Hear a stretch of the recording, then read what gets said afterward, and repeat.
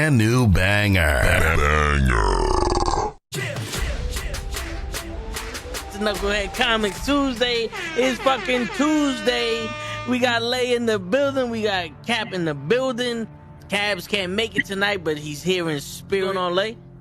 My man, just chilling, brother, chilling. What's up, Cap? How you doing? Doing pretty good. Is that and the father goes shamefully? That's my son. And the other guy goes shamefully. Orion goes, that's my father. Choose fear and hate to run your life. Something you can't do. That was wrong with me from the beginning. I was doing it that way. I was gonna go down that path. I worried.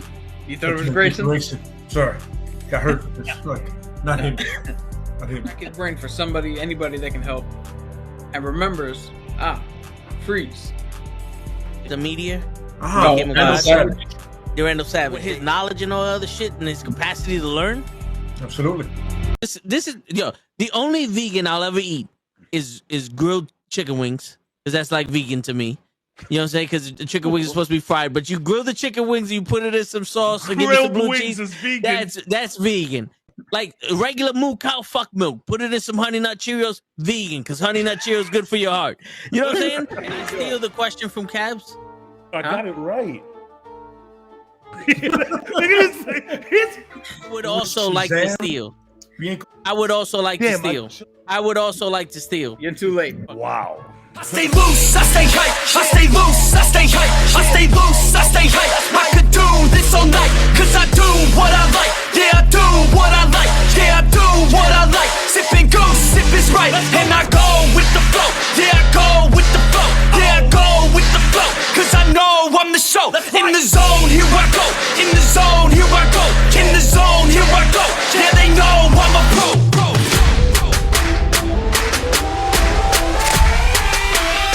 Let's go, let's go!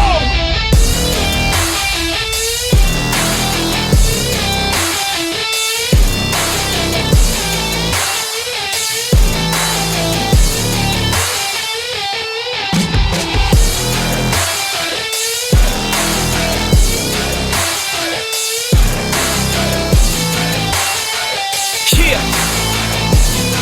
Let's go! Here I go, I get lit, I get hyped for this shit. That's right.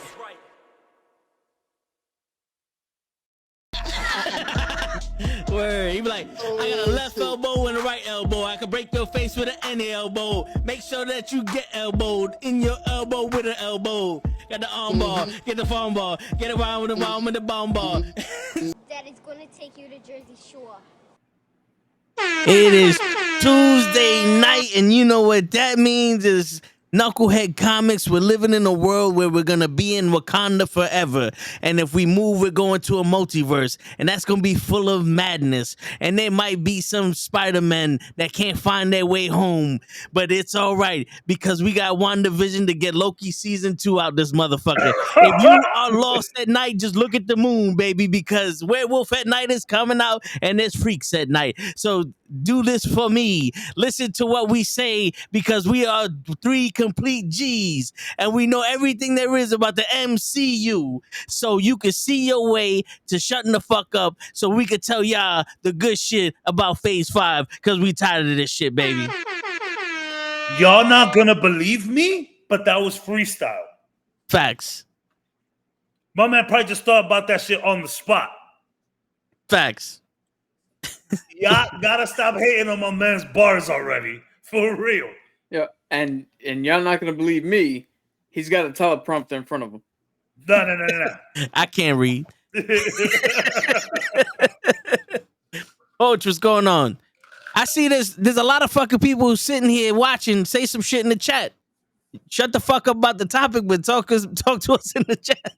If you're lurking, at least let us know you lurking. Word, you know what I'm saying? There you go. There it is. Oh, look at this. Hey. Howdy. Liberty Witcher. Cool name. Word. Cool name. Unless it's Liberty Twitcher.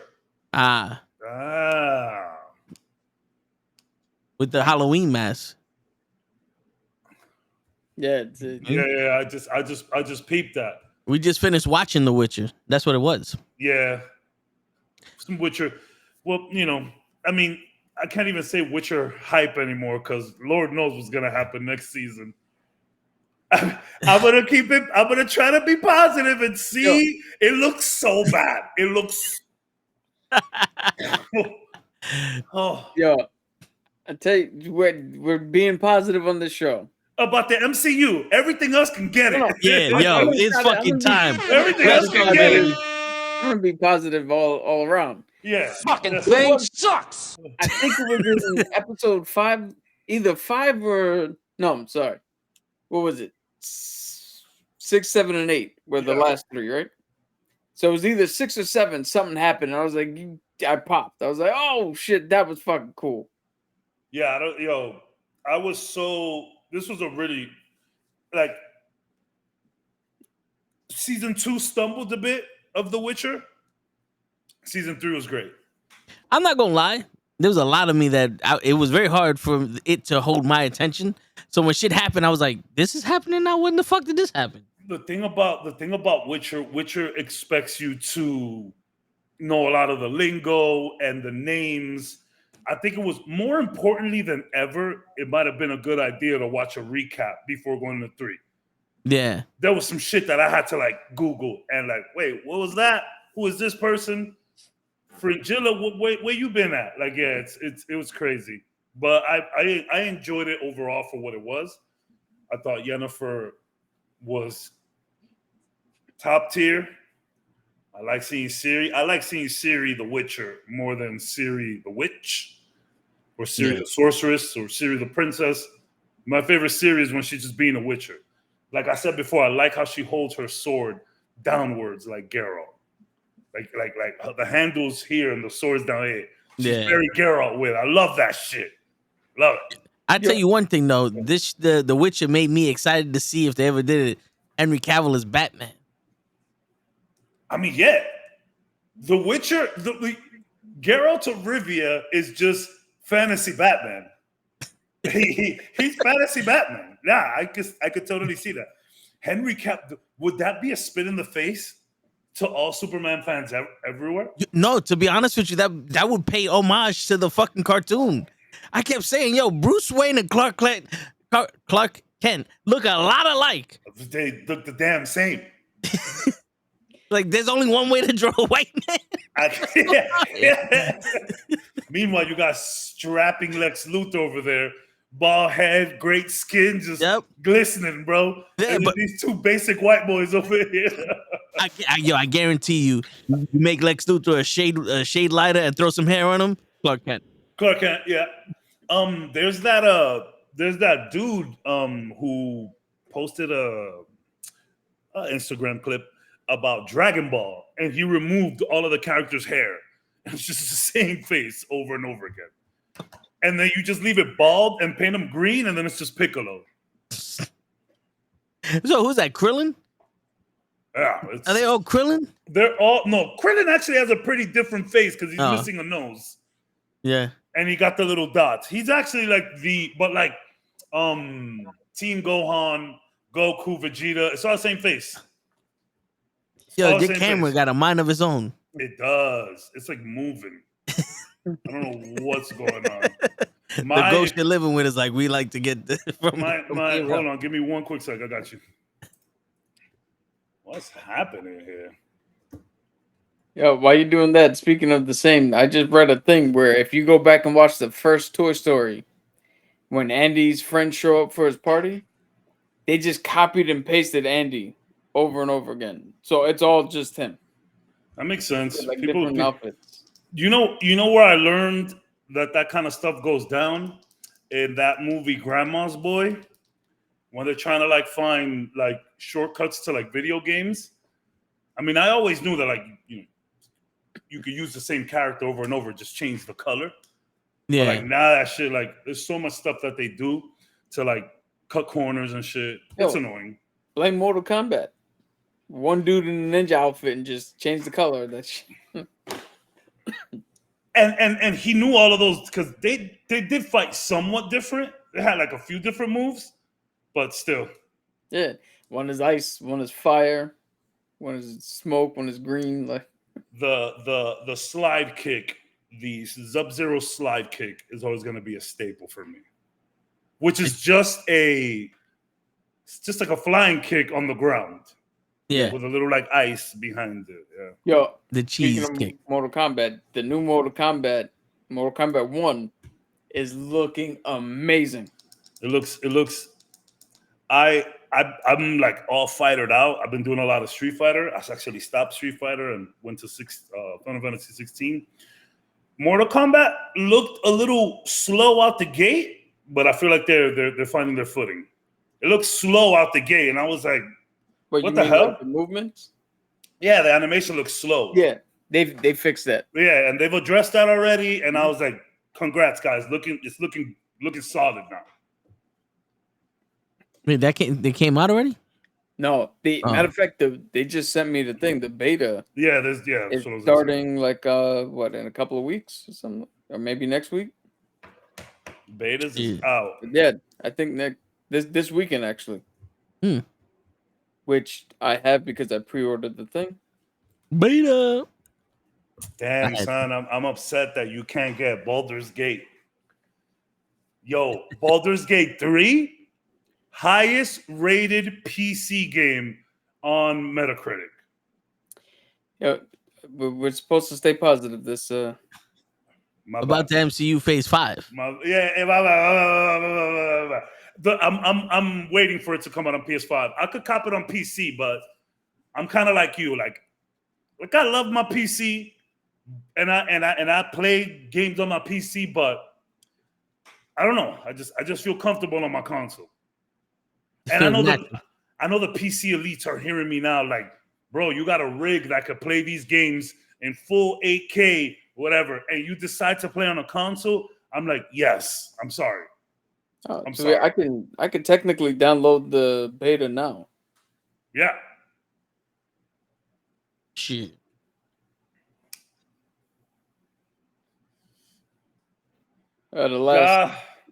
Gotham Knights. I had a blast with Gotham Knights, but I don't suggest Gotham Knights to anybody. If you played Marvel's Avengers, then you kind of got the gist of Gotham Knights. I would say Gotham Knights is actually a little worse than Marvel's Avengers. Yeah. Yo, if you guys want a good, solid Marvel superhero game, Midnight Suns. Caveat, if you don't want to play tactical card combat, I would stay away. But that game is mentally stimulating and cool to play at the end of it. I'll tell you right now, at the beginning, it felt like, all right, tactical card combat. At the end, it just felt like combat. Yeah, it just flows. It just flows. Once you get into the swing of it, it just feels like you're in the fight, fighting everybody. It's fucking good. And shout out to Michael J. White doing the voice of Blade. That was him, right? Yep. Yo. Shout out to. Here's how immersive I am, because in this game you get to make your own character. Love that. The hunter. And I put myself in it, so I'm not listening to the dialogue. I'm reading it as myself, putting my own voice in it. Oh yeah. It took me a week, and my boy telling me that Matthew Mercer, the guy who DMs Critical Role, the guy every DM wants to be, voices that character. And the whole time I'm sitting here like, shut up, professional, let me do it. They do tons of video game work. They're so good. Speaking of that, I want to keep it positive, but I keep seeing so much like good Baldur's Gate stuff, bro. I'm gonna have to tell you to just like, I mean, obviously you're gonna patiently wait until it's on the Xbox. It'll be there soon, so don't worry. It's gonna be there like in 2024. I mean, we're close to 2024. You're good. It'll be there. I mean, yeah, bro. It is freaking. It's about to be September. We're closer to 2022. Tech, and I see what you're saying. I get what you're saying. But, bro, trust me, that shit will come out of nowhere. I can't wait for you. I want, weekly updates. I want clips of you playing that game. Because shit. bro, what I've been hearing about people and like their stories and how they're playing it and how they're going about this game, like Baldur's Gate just came out of nowhere. People are talking about like easy game of the year, Yeah. which is absurd. In a year where we had Street Fighter 6, Final Fantasy 16, Diablo 4, Yeah. Zelda Tears of the Kingdom. I mean, I get it. Zelda Tears of the Kingdom. Baldur's Gate just comes out of nowhere talking about, and we still got Spider-Man 2 coming up. We got Starfield coming up. We got Lords of the Fallen, which is also the reboot. Is that a reboot?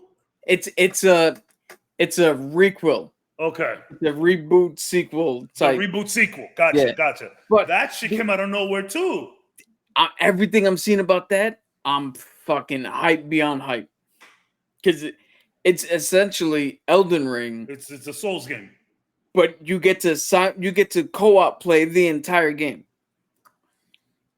I don't mean to bore anybody here, but this is the best time to be a gamer in a long time. It's the best time to be a gamer in a while. So and the developers are shitting their little panties because of Baldur's Gate. Yeah. Hochi, their argument is how want Knights of the Old Republic fucking game. Well, true. Hochi, you want Knights of the Old Republic? Just get Baldur's Gate. It's D&D related. You got to roll a dice. But that's legit Knights of the Old Republic. Facts. Now, if we could get a new Star Wars Knights of the Old Republic, that'd also be nice. I was a huge fan of those games. I'll see if I can recommend something like that. But anyways, sorry, the video game talk. No. You know I'm bad. So let's go ahead and start this off. All right. So I was thinking more to do all of Phase 4 and 5. Yeah. Facts. We can do 4. We can do 4. Yeah, we do 4 and 5. All right, we want to start it off with with what kicked off this train to Midsville and train to Midsville. Go to the Eternals. Is this where the bad stuff starts? It starts with Eternals. Well, that's only where I'm putting it because Shang-Chi was clearly good. Shang-Chi was good. Like we can't there's no point to talk about Shang-Chi because I don't think anybody said anything bad about it. Yeah, I know what this is about. So we could obviously we could highlight Shang-Chi, but obviously like the title says, has there been too much hate on the MCU? And we're gonna focus on some of the positives. That doesn't mean that we can't be a little negative and still point out some stuff. I mean, Henry Cavill. Now, granted, this could be misconstrued, or not misconstrued. That there's more to this. Henry Cavill said that a lot of the times when fandoms get toxic, it's usually because it's passion, right? Now, granted, that can get crazy, but I feel like I don't know if I've heard of any death threats to Kevin Feige or anything like that. So Not yet. I don't. Yeah. You got about another show or two, bro. You do. Finally, Mr. Feige is still untouchable. Yeah. Right, people are they're not mad at him, and he's supposed to be the one steering the ship. So damn, the Quan came in hard. I'm not expecting anything else. Still, Ty, legendary video, bro. I've been talking about that video all week. That shit was fucking hilarious, bro. Thank you so much for doing that. It's good to see your face. Word. Yeah. Can't believe you kidnapped that man. Fucking, what's the movie with the lady that she puts the brick in between homie's legs, the writer? Oh, Misery. Misery. Yeah, that shit. But I still think I don't think, has Marvel gotten toxic, the fandom? Has it gotten nasty and has it gotten rude and vicious because they expect more. You know, is it too much hate?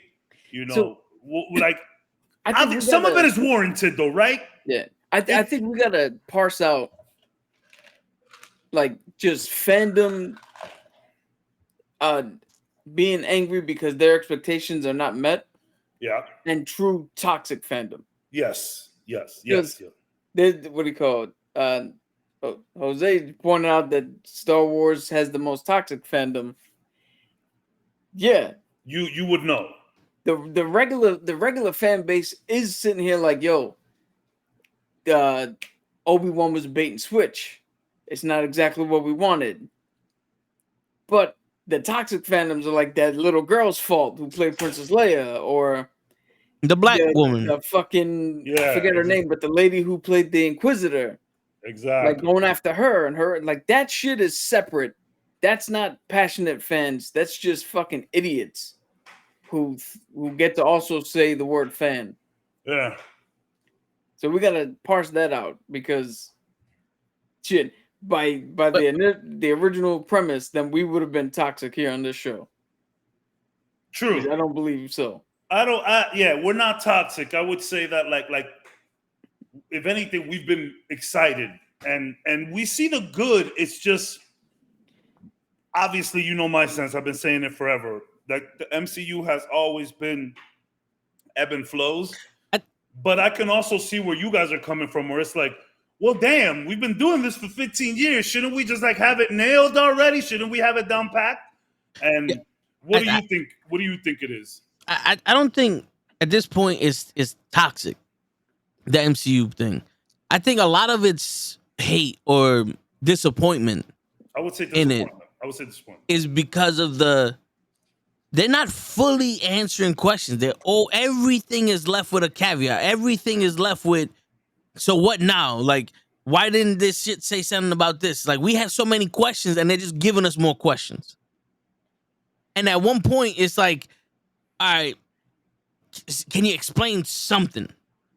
And I think I got a little bit of some positivity coming from, these phases that maybe we overlooked because they left us with these questions. Sure. And we're expecting them to answer these questions expeditiously and shit. Yeah. You know what I'm saying? But it's just like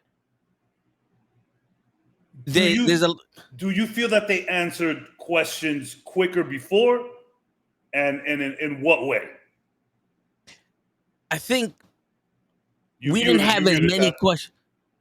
I think we didn't have as many questions, Mhm. or not that they didn't answer the questions quicker. But instead of for it being questions, they gave us anticipation.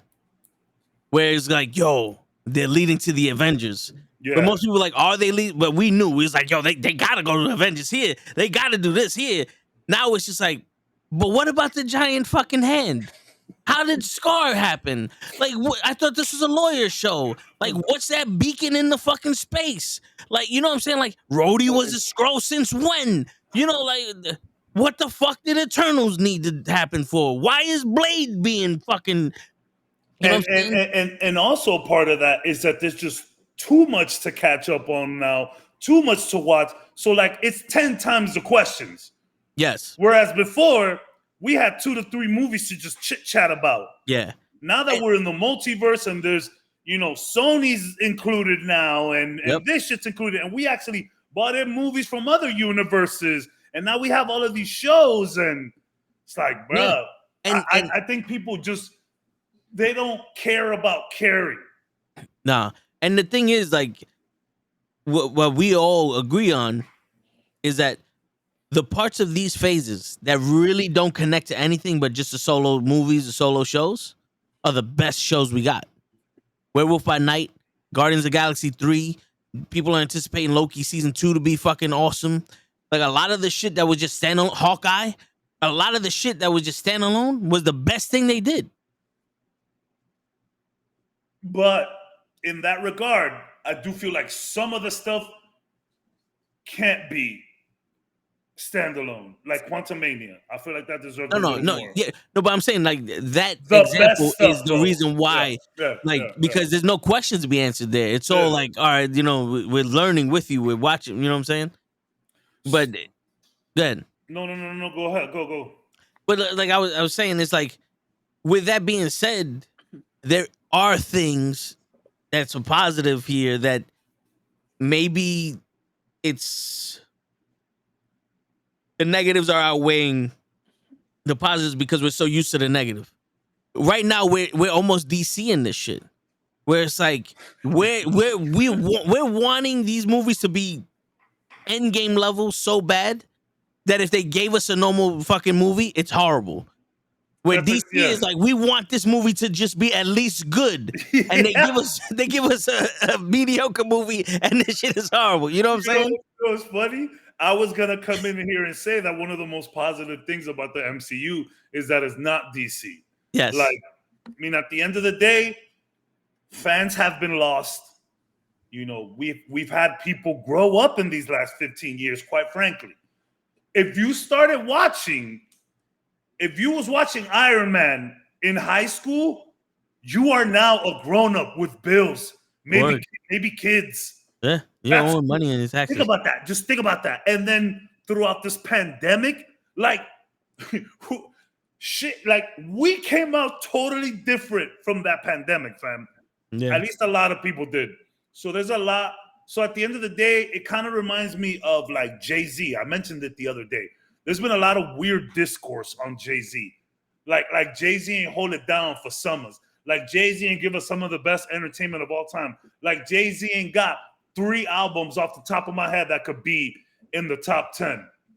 But has Jay-Z lost a step? You know what I'm saying? Like, have we gotten to a point where we expect too much of Jay-Z? And I know that's exactly what we're talking about here. But one of the things that I say about Jay-Z in a positive light is that, bro, he's been able to survive all of these phases of rap and hip hop, from the 80s to when he was rapping fast, to all of the street shit or the slow down stuff of the 90s, 2000, where he got like with Beyonce and started making business move, to where now he's a fucking billionaire. What do you think Jay-Z's gonna do? You think he's gonna still keep rapping in the hallways? You think he's gonna talk about selling drugs and shit? So one positive about Marvel that I say off the bat is the fact that we are still here. We're still going. I read an article the other day. So funny you mentioned the computers at work, Cap, right? Well, I think you said that off stream. Yeah. So I don't know how this happened, but my work laptop, when I open it, the Bing, it automatically opens Bing. And I haven't changed it because it literally just knows what I want. It shows me video game stuff, sports stuff, and yo, Leon, you see what I'm saying? It's crazy. This is supposed to be fucking positive. No, it's fine. I don't understand where that shit is coming from. Jay-Z is garbage. It's crazy. If you like Nas over Jay-Z, I could hear that. But Jay-Z garbage? I'm telling you, this world is nuts. But so it shows me that, and it shows me Marvel, and it shows me, you know, what I like, even without me even touching it, which is weird. That's how you know these fucking computers are dead ass listening. Yeah. And one of the articles said, the MCU isn't dead, but it sure isn't alive. So it's like, you know, I was like, you know what? You're right. We're here. Are we vibrant? Are we loud? Are we flashy as before? No, but we're still here. I think we're at the stage of our marriage where we're on different pages. And it's okay. We can fix that. Yeah. And how do we do that? Talking. Yep. Talking. Communication. Yeah. Communication is how we do that. You know what I think? You hit on something. The early days, a lot of things were, so the whole question thing, right? Mm-hmm. There were less, like you said, less questions back then. More questions now. But everything back then was set up. Yeah. Well, it needed to be. We were in the early stages. Now, in phase 5, Multiverse of Madness, Quantumania shouldn't have been set up. They should have been tie-ins. The thing. It should have been the thing. Yeah. Yes. Yeah, we don't need this. We don't need to set up anymore. We pretty much get it. Because I don't know if you know this, but Marvel, you've explained to us what the fuck multiverses are already. Yeah. Yeah, do that the fake explanation in Spider-Man. Get ready for Loki too. Yeah, like we know. So you don't need incursions. One line of an incursion, cool. But all right, we're trying to stay positive, but just in this vein here, when Doctor Strange goes to that other world where everything's like melting into each other, I mean, is that the best example of what an incursion is? Because that didn't seem like a problem to be fixed. It just seemed like another place you went to. Yeah, They're like a outworld. it seemed like a multiverse. It just Yeah. seemed like Yeah. like a bad universe. But I mean, that's what they were going for, a universe where an incursion has happened. But what we're saying is that we get it. Like, and we've been saying this even when we started this. We're like, Marvel, you don't got another 10 years. You don't got another 15 years. People are not going to give you that. See, People but are not about to give you another 15 to set up any baddie. So we knew it needed to be done in 5 years. And through COVID. So let's point this out. Comic book people on this podcast, people listening, we are conditioned for multi-year runs, for bi-weekly drops, for monthly drops, for yearly, annual. Like, we are conditioned for issue after issue, wait for the next issue. We are conditioned to, we have the overall picture. But if you want to know what happened in this panel, go to that comic and read that to tie in. The general crowd, like Show and all of his people, they're not. And this has been an undertaking that they've never seen before. Because the only other franchise I can think of with as many movies is James Bond. But what does James Bond do? They get an actor, they give him 3 to 6 movies, then they move on. They get a new actor, they start again, and he gets his set of movies. It's not 23 or 25 James Bond movies that interconnect, and this one goes here, and this. Like, this is a big undertaking that you're asking a general audience to do in a medium in which they're not used to doing that. But he's all right. So let's start getting into some positive, right? We have been. No. I mean, like, because I've been holding back my examples of what I think is positive. Me too. I wanted to do the opening first and then get into it. Yeah. Because he actually like kicked off one of my positives. I'll go after you. No. Go ahead. No. If he kicked it off, go ahead, because I don't want to change the subject to it. Well, no, it's just what he said about like it being the multiverse and Marvel keeping it interconnected and all of that. I feel like one of the best things we've gotten, because Marvel is Marvel, and it's funny I'm going to say this because of Cap, but I think one of the best things we got was No Way Home. When it comes to the, like, straight up positives, like, I know a lot of people like to shit on No Way Home, like, oh, the only reason that movie was good was because of the nostalgia and bringing in these guys. And if it wasn't for all of that stuff, then No Way Home is trash. Well, first of all, if it wasn't for all of that, then they're just going to tell a different No Way Home story.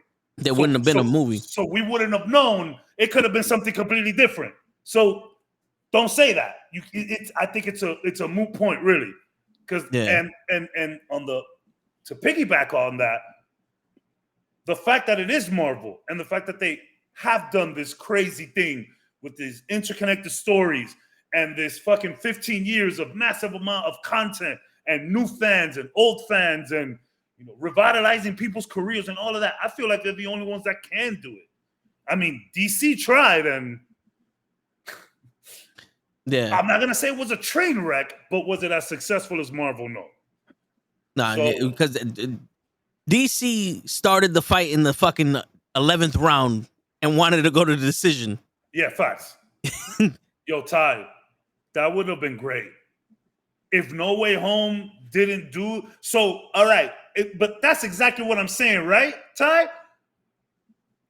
People say, "Oh, No Way Home was only good because of these guys. If it wasn't for these guys, it would have been trash.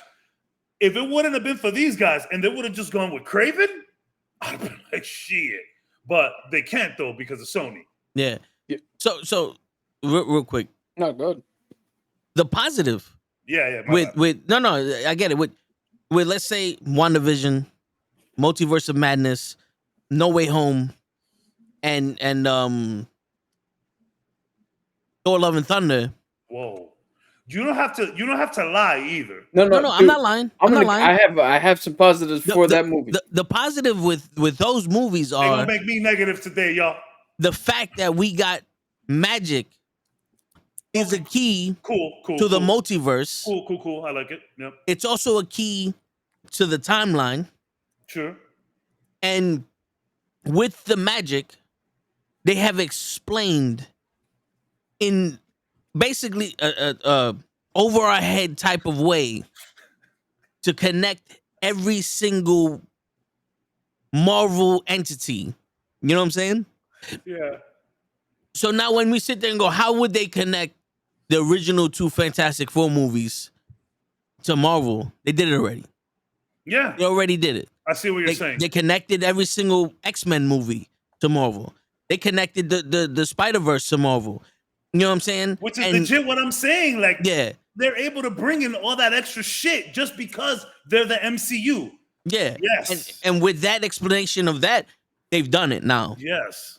And with people being able to tap into multiple dimensions, it also brings in not a multiverse, but the dimension shit. So now this is where everybody says there's too much content. I'm starting to think there's not enough. Because when you have multiple dimensions, think about this.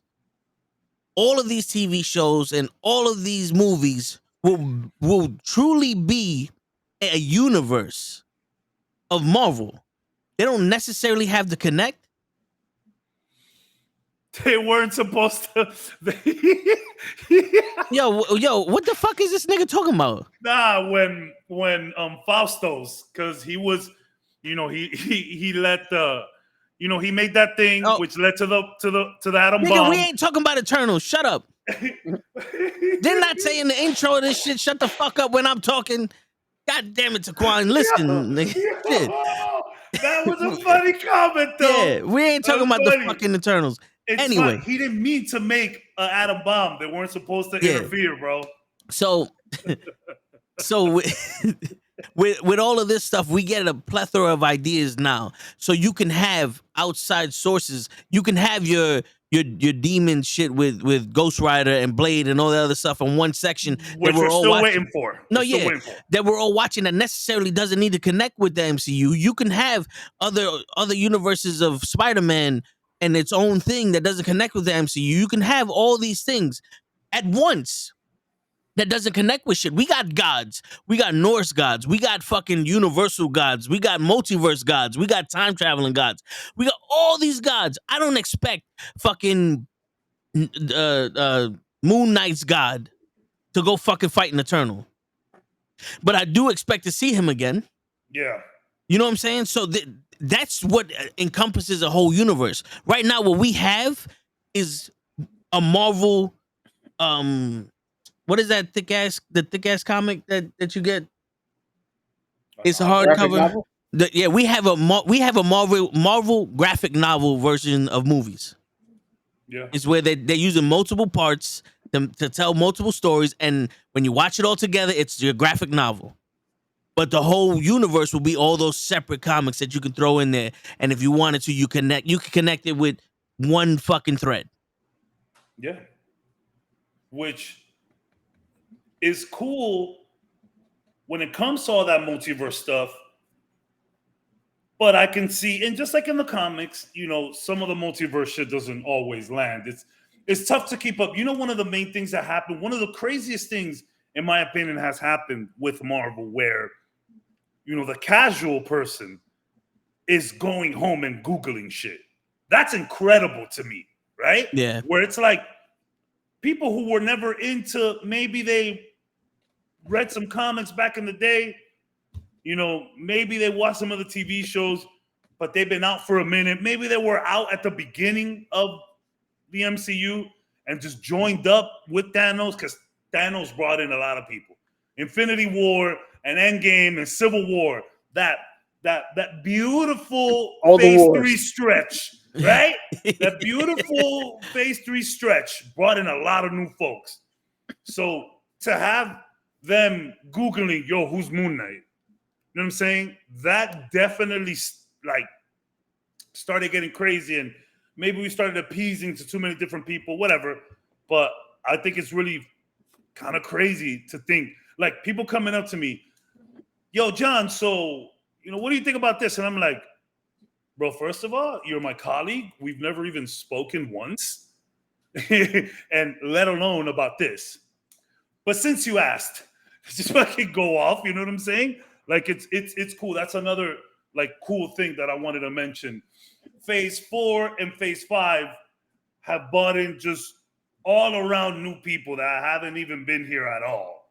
You know, and the end of Phase 3 really, but mostly like to see all these new people in Phase 4 talking and asking questions and Googling, and, you know, people who jump in the podcast and be like, yo, Cabs, you know, I didn't stay for long, but I heard you say this or whatever. Like, I like that stuff. Also, before Cap goes, the one thing about Phase 4 and 5 is they changed the tempo of Marvel. Because if you think about it, Thor was somebody trying to prove himself. Iron Man was somebody trying to prove himself. Captain America, somebody that wanted to prove that he was who he was. You know what I'm saying? There was a lot of... He wanted to prove that he was still himself. Yeah, you know what I'm saying? So, like, it's kind of like our era of us growing up. It was like we had to prove that we were better than what people thought we were. And nowadays, it's a bunch of people that are misguided, that are looking for a reason to be better than who they are. Yeah. With Miss Marvel, with Shang-Chi, with Moon Knight. You know, it's a great point. You know what I'm saying? So this is a whole new generation of people that can come in now, and maybe that's why most people don't connect with them. But to see those stories, like Kate Bishop, she's one of those. She trained, she wanted to be an Avenger, all this other shit. And the minute it came, that she was like, hold up, all right, let's fucking jump straight into it. There was no real hesitation because this generation doesn't really have that whole maybe I'm not good enough shit because they think they're good enough now. You know what I'm saying? That's what we're missing. Avengers movies. Yes, and I get it. I get it. Multiverse of Madness, and what else? What else could be considered an Avengers movie in these last two phases? Guardians of the Galaxy. Yeah. Okay, and look at how great that was. Yeah. Right. So I'll tell you this. And I'm gonna read that title. Hold on. You know, look, and I don't want to like say nothing. I don't want to say nothing. You know, I know a lot of people. I know the Screen Crush and the new rock stars. I know they're always calling people out like, oh, y'all just be watching our shit and regurgitating. When we do that here, when we talk about them, we shout them out. But sometimes we just say shit without even seeing their shit. So let's relax. I don't have your shit on a fucking daily rotation. You feel me? Like, yeah. Like, I'm not jotting notes down to come over here. You know, it is possible for two people in two separate places to have the same or similar ideas. You feel me? Pyramids in Egypt and pyramid temples in Mexico. You feel me? So, like, you know, chill. But I had said, like, with Secret Invasion, when Secret Invasion came out, the first thing I said, yo, this is too small. This is too small. Yeah. Like, this needs to be like an arc or... And then another thing that I said, I was like, yo, that's the one thing about this phase, bro. Like, which is what Secret Invasion made me realize so much. Like, bro, we're dying for an Avengers movie. I need some Avengers. I need double moves. I need, you know, that scene in Guardians, the hallway scene, No Sleep Till Brooklyn. Like, that was a great scene. We got to see these guys working together. Like, and this guy, again, he said it. He was like, yo, we're missing Avengers movies from this phase. And then he just put out another video. And that video came out not too long ago. We've been said this. But he was like, yo, Secret Invasion should have just been a movie. And it's like, yeah. Secret Invasion could have just been a flick. Or two. A 2-3 movie arc, bro. Nothing crazy. Like, and not for nothing. You know what would have been really cool? We could have ended phase 4 or maybe began phase 5 with a Young Avengers movie. Let's get the dynamic back, that team dynamic. We're missing it. I mean, I know Eternals was a team, but were they really a team? No. They were built that way, right? Yeah. Not to bring in any negativity, but I just want we have to be realistic. Yeah. We have to be realistic. I would like to make this point for the people that you're referring to, just in case if they see this and they think, oh, we're just regurgitating what they say. We don't need it to be a movie. We just need it to be 6-hour-long episodes. Or that. So that way you can explain things. Also, it would have been nice to have somebody in the movie at an extra scene turn into a scroll.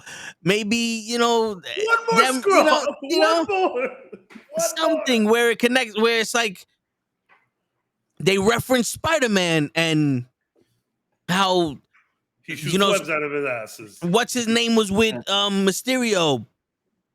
And then the guy that was giving Mysterio all this information was a Skrull. And you know what I'm saying? Like something. Mysterio being a Skrull would have been excellent. Because how do you know about how do you know so much about space and all? You can't make shit like that up. You know what I'm saying? Can I ask you a quick question? Yeah. Obviously, y'all said what y'all said about Maria Hill dying, right? Mm-hmm. You guys made great points. We all came to a nice conclusion at the end of that argument. Would you have been okay if Maria was a Skrull instead? Would that have been better for you? Yes. Now that I literally said it to myself 2 minutes ago, and I was like, yeah, that would probably make more sense. There's a problem with that. I mean, of course, she's a white woman. No. The problem with that is at the end of Far From Home, it was already revealed that Maria Hill was being played by Talos' wife. So maybe we could have. Maybe she could have. It would have been weird. It would have been confusing, but maybe we could be like, "Yo, she was just that the whole time." Yo, you know. To be honest with you, it would have been a double scroll. I would have loved if she was a fucking live model decoy. That's what I'm saying. Yeah. Not a scroll, like a machine, a live model decoy. So that way the scrolls were like, wait a minute. That's not ours. Yeah. And Samuel Jackson's like, nigga, I'm always 2 steps ahead of y'all motherfuckers. Shit. Like if they would have been like, yo, so you see in this movie at the end where she did turn into a scroll, well, what we didn't tell you is that she never came back. She just kind of kept doing this the whole time. So you just said something there that triggered me. If she would have been, and forgive me, I don't remember that character's name. Yeah. But Talos' wife, if she would have still been that scroll and then died, now you get the tension between, more realistic tension between Talos and Fury. Yeah. That can hold up something. And then the whole paranoia of who's a Skrull, who's not a Skrull, now you see more within everybody else. The MI6 lady. And within their own ranks. Yeah, within their own rank. Because it's like because the audience tell themselves like, yeah, but we've been known this girl was a Skrull. And they're like, no, remember, she just came right back. That could have been the red herring. Again. Yeah, exactly. That could have been the red herring where we're like, well, we know we already knew this. Yeah. To throw us off. And then you bring in somebody we don't expect. And now we're back onto, okay, she's been there the whole time. Yes. Where's the real Maria Hill? This dude over here, or this person is there. Who else now? Yes. How would you have felt if the first episode, we don't see Talos, right? It's another agent that finds the scroll and all that, and they're starting to realize shit. They call Fury. Fury dies in the first episode, and that's fucking Talos. And you're like, wait a minute. You're saying that Fury didn't act the same when he got dusted, but that was Talos. Did Talos get dusted and Fury just fucking went into hiding? Really fuck us up. Like ramp up the crazy. If we're gonna do crazy, this is Marvel's problem. I don't think Marvel understands crazy. They understand. Yeah. They understand safe. Yeah. Where they can want to get nuts. Play a little bit, but get fucking nuts at this point. What do we have to lose? It can never be worse than She-Hulk. I don't care what anybody positives. I don't care what anybody says. Secret Invasion was better than She-Hulk in my opinion. My opinion. But I would rather watch Secret Invasion again than She-Hulk. I would rather watch, if I can choose, like, I think Secret Invasion is the better show, but those first 2-3 episodes of She-Hulk were cool. You know, and shout out to Homegirl, what's her name? I can never pronounce it. Ms. Lonnie, I know. Yeah, I can never pronounce it. And shout out to her for just doing such an amazing job. Whereas besides Gravik and Amelia, they held it down, but fuck, just Jen really just bodied that role. Yeah. I'm telling you right now, here's something positive about She-Hulk. I'd much rather watch She-Hulk again than Secret Invasion. Because for all that She-Hulk wasn't, the one thing you can't say is that She-Hulk wasn't fun. It was fun. It was very fun. And if you're going to give me a choice between fun and just... And suspense done wrong, yeah, then I'll pick fun every time. 100%. I'm gonna go with whatever show gives me Daredevil. Be it 10 seconds, 10 minutes. Like I still like Secret Invasion better, but you're right. Just She-Hulk was the more fun show. Yeah. And if just to keep being positive about She-Hulk, shout out to Wongers. Yeah. Homegirl's name that ended up with Wongers. She was Maddie? funny. Madison with the 2 ends, but you don't know where they are. Like that, she was fun. Wong should get his own show at this point. Wong needs, yeah. If we're doing positives here, Jen's friend, like their friendship, a legit friendship between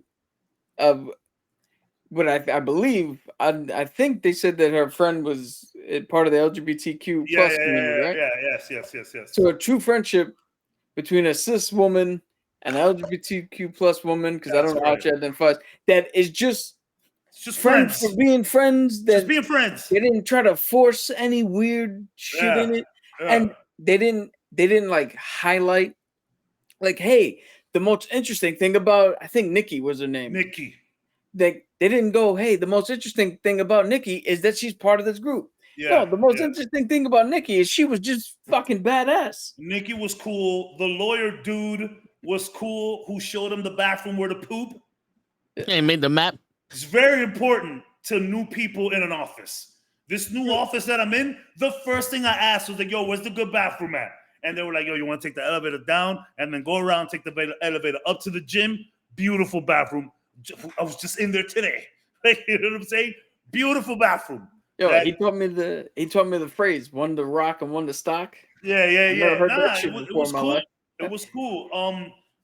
And that's one of the things about Marvel, where it's like you got to give some of this shit a couple years, maybe a couple months, and then you look back on it and it might be a little better. I'm not saying that is the case with She-Hulk.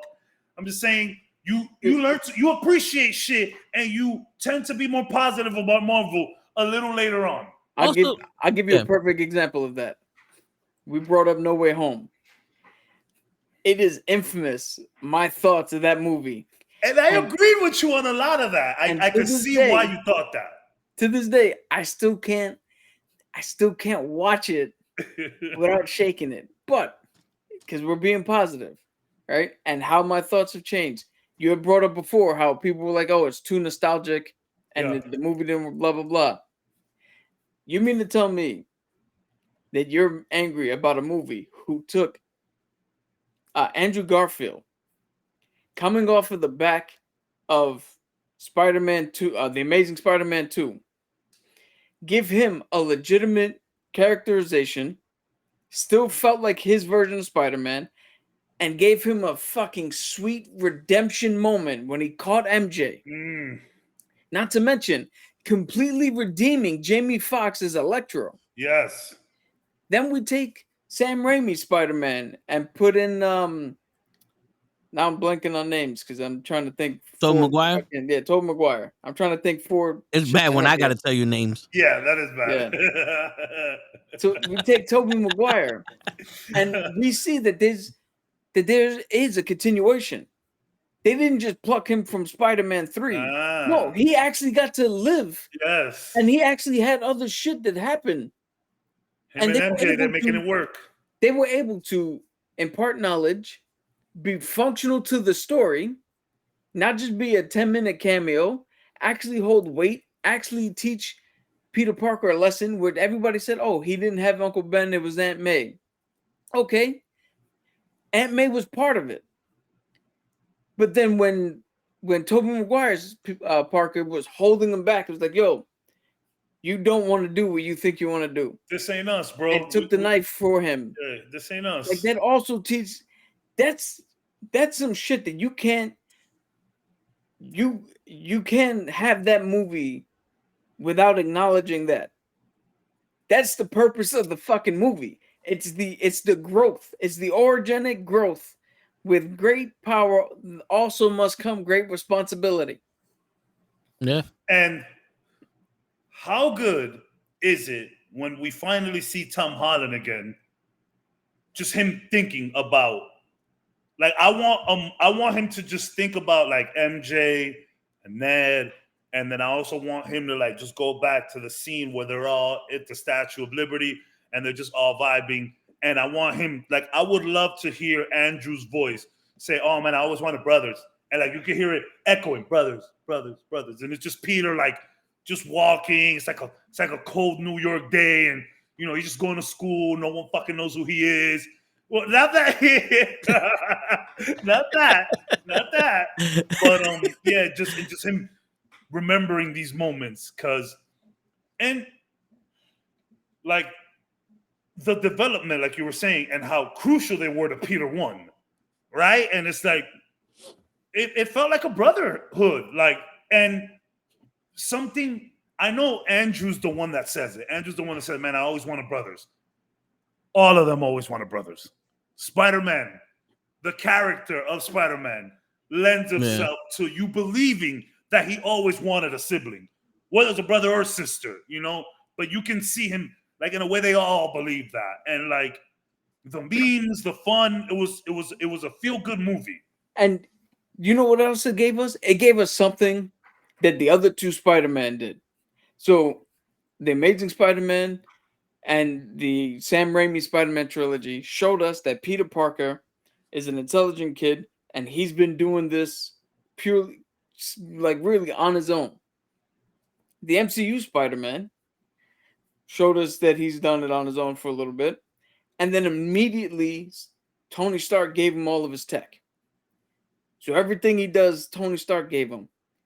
But what did this movie show? This movie brought it back to when they're sitting in the science lab. Well, I can find a cure for this one. I can do a cure for this one. We can do this. And they're all using their brains, and they're all showing that, yes, Peter Parker is a genius, and can get this done without Tony Stark's suit or enhancements or whatever. That's also something to be lauded, because it brought us back to when he's out there with his official fucking, finally for the first time, with the light blue and the shit. We now have the official Spider-Man brought to you. And here's another positive I'm going to say, and this is something that initially, I don't actually think initially was a negative for me, but it was something that I noticed, but I've grown to appreciate this. You said that he didn't have Uncle Ben, except for the fact that, yeah, Aunt May took that role, but the knowledge that Peter 2 and 3 imparted on him was directly from their experience with Uncle Ben. For sure. So he has now his own set and his own knowledge based on how he was raised here in our MCU timeline, coupled with the original Uncle Ben take that we saw in both Amazing Spider-Man and Sam Raimi Spider-Man. Oh yeah. And now that's a more enhanced experience now. Because this is one thing that I could see that's over the what do you call it? The Batman shit, because Batman, we constantly see his parents die in the fucking alley over and over and over. We started to get to see Uncle Ben die over and over and over. This time they switched it, but still were able to give us the knowledge from two people who went through it without us having to relive that again. With us seeing, oh, so this is what it's. So Peter gets to see what it's like when this happened, when this moment happens, and what happens when you move forward and you grieve and you get past and you continue on living now for the memory of in this case Aunt May. Aunt May and their Uncle Ben. That's another great thing. Which is great that they still did Uncle Ben. Yeah. But just did it totally different. But like if we would, and again, this is pieing in the sky, and the reason you went back to Batman. So if we could have gotten some kind of crazy Flashpoint paradox where, you know, Bruce dies, and the mom dies, and then it's Thomas that's alive. I would have been okay seeing that. We might have seen the pearls, which would have gotten people upset, but just seeing that might have been cool too. So the fact that we got the regular Ben experience, you know, that was told through these two Spider-Men that we already know and love, we didn't have to go through with this new Spider-Man, but we still got a variation of it. That's awesome. It's a great point, Cap. That's beautifully said, man. And also, here's the thing. This Peter learned how to use his intelligence to his advantage through Tony Stark. Facts. He learned how to love people and how to coexist with people through Aunt May and Happy. And then he learned from Uncle Ben from the other two Spider-Men. But with Aunt May dying, showed him that it's not his power that makes him a hero.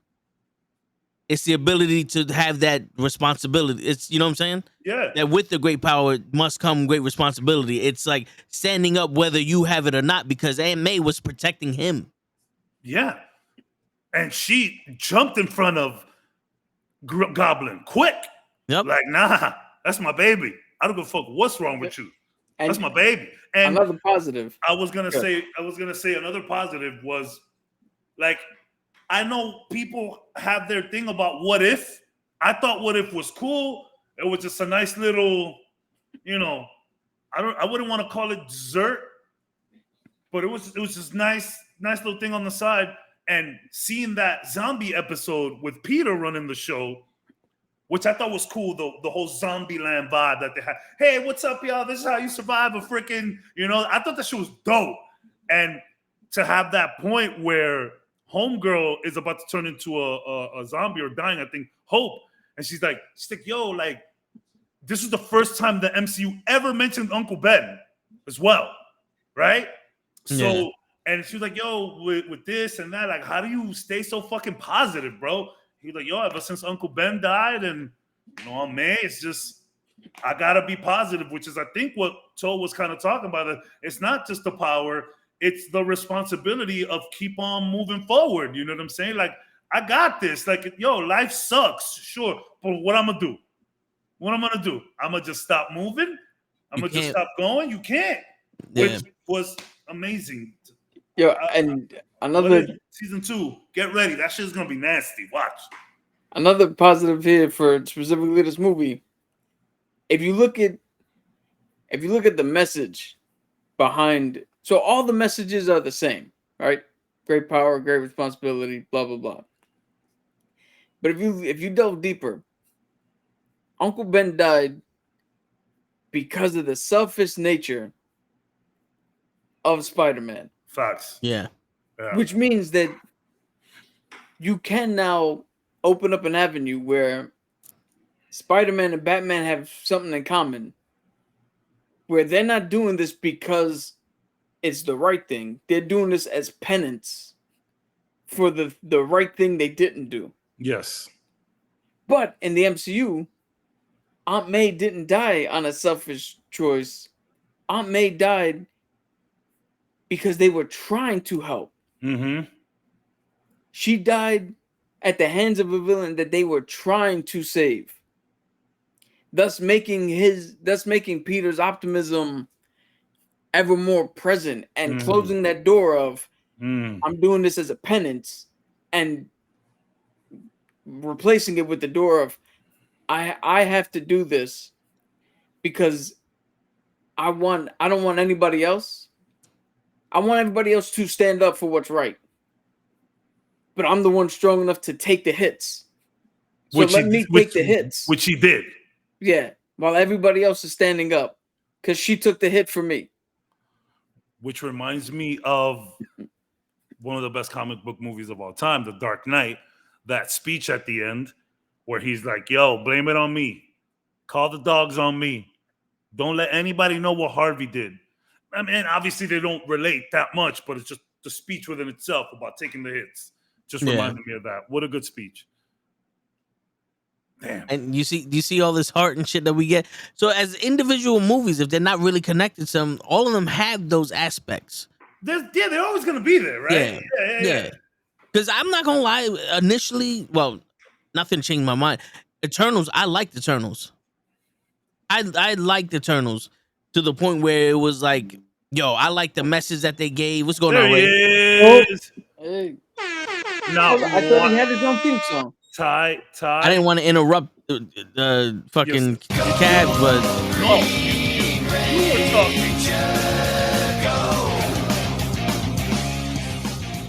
You were talking. yeah, I know. Yo, but Cab hold not on. listening. You didn't want to interrupt. Show interrupts in the middle All of the shit all time. the fucking time. But Show's Yo. an asshole. Son did it 6 times yesterday, but I can't get one intro. Ain't that about it? Listen, man, you was raised way late, so Yo, I'm dude, glad that you you're know what to here. do? I'm Hold gonna on. go fill up my cup real quick. Yeah, while Alright. he's doing that, I'm gonna scold you because we're supposed to be positive, but you racist, so the people on this side of the screen, no intros, no nothing. Damn. Look at that, he can't even say nothing. Nope. you know what? All right, so racist, you can't even grow hair. Fucking. Anyway, Oh, see, that's why What I was that started shit? shit with Yaya. See, right? shit. What's going on? Yeah, what's going on? Chilling. We're actually in the middle of me being positive about No Way But- Home. So, well, okay. all right. So the thing, all right. So relating to 4 and 5, one of the things that these movies are showing that connects them all is that they're drawing humanity in these characters.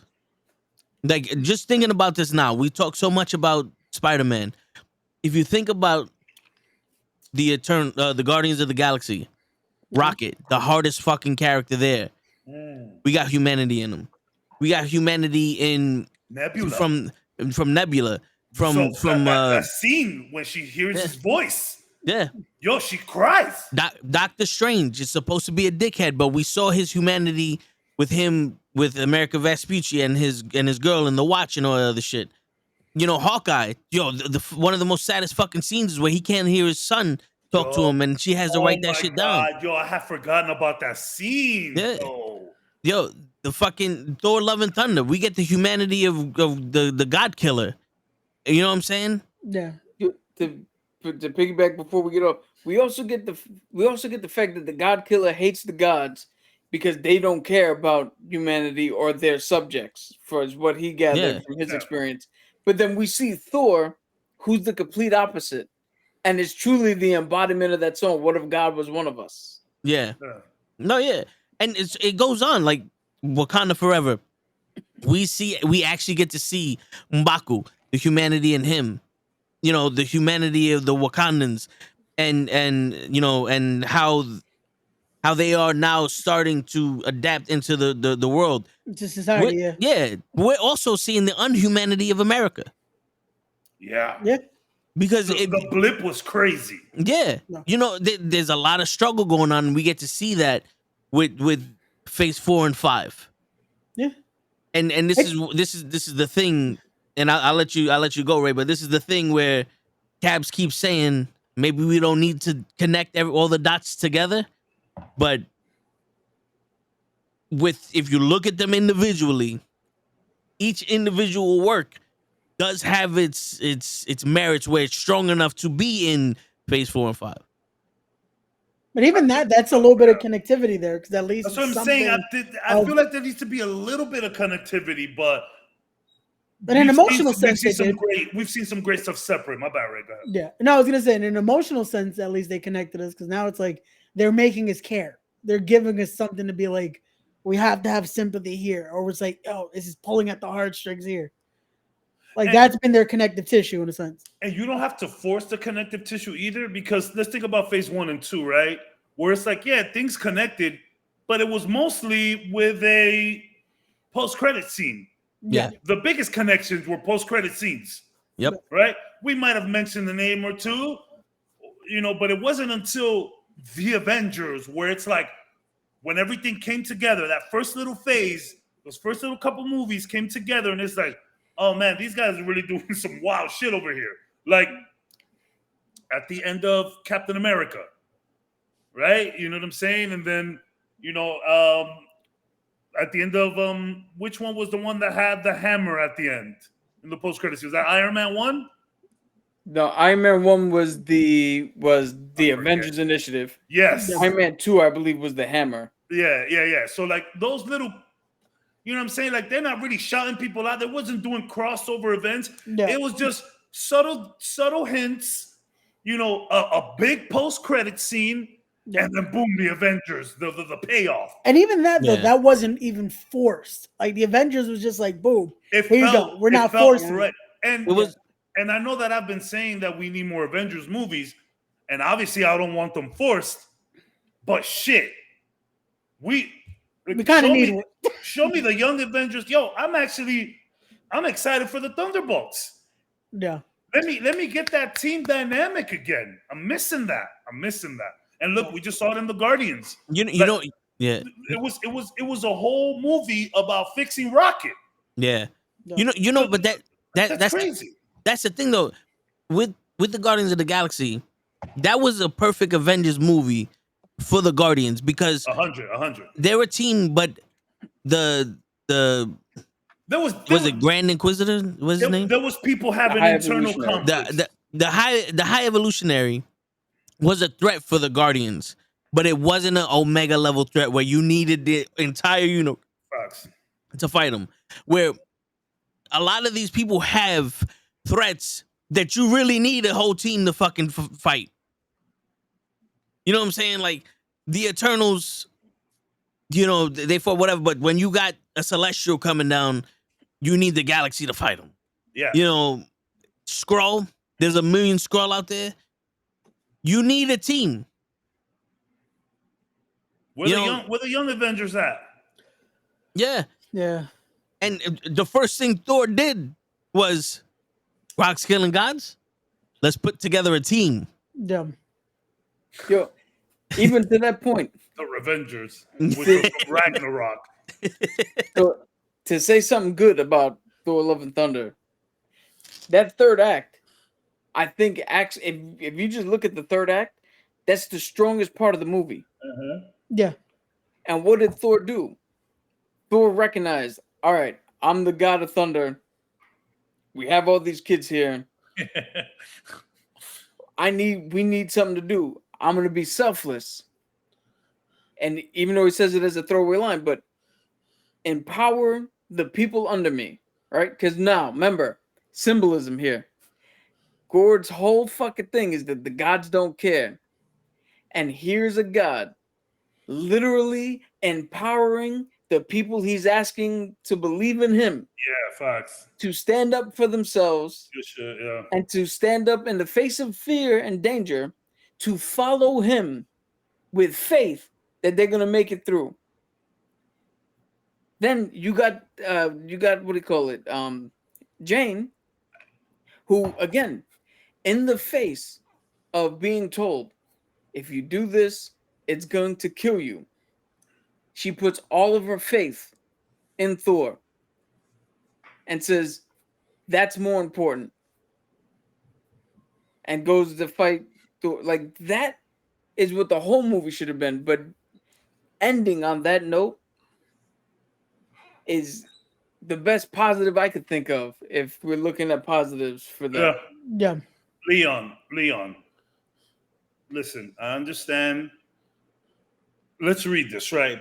This is how I feel as a Marvel fan. The last time it was exciting to be a Marvel movie fan was 2008. Dude, like, that was when it first dropped. We didn't even know what was happening. I was like, wait. I get what you're saying, though, Leon, but I can tell you the last time I felt what I think you're trying to convey. And that was Ragnarok to Infinity War. Because that shit just started right there.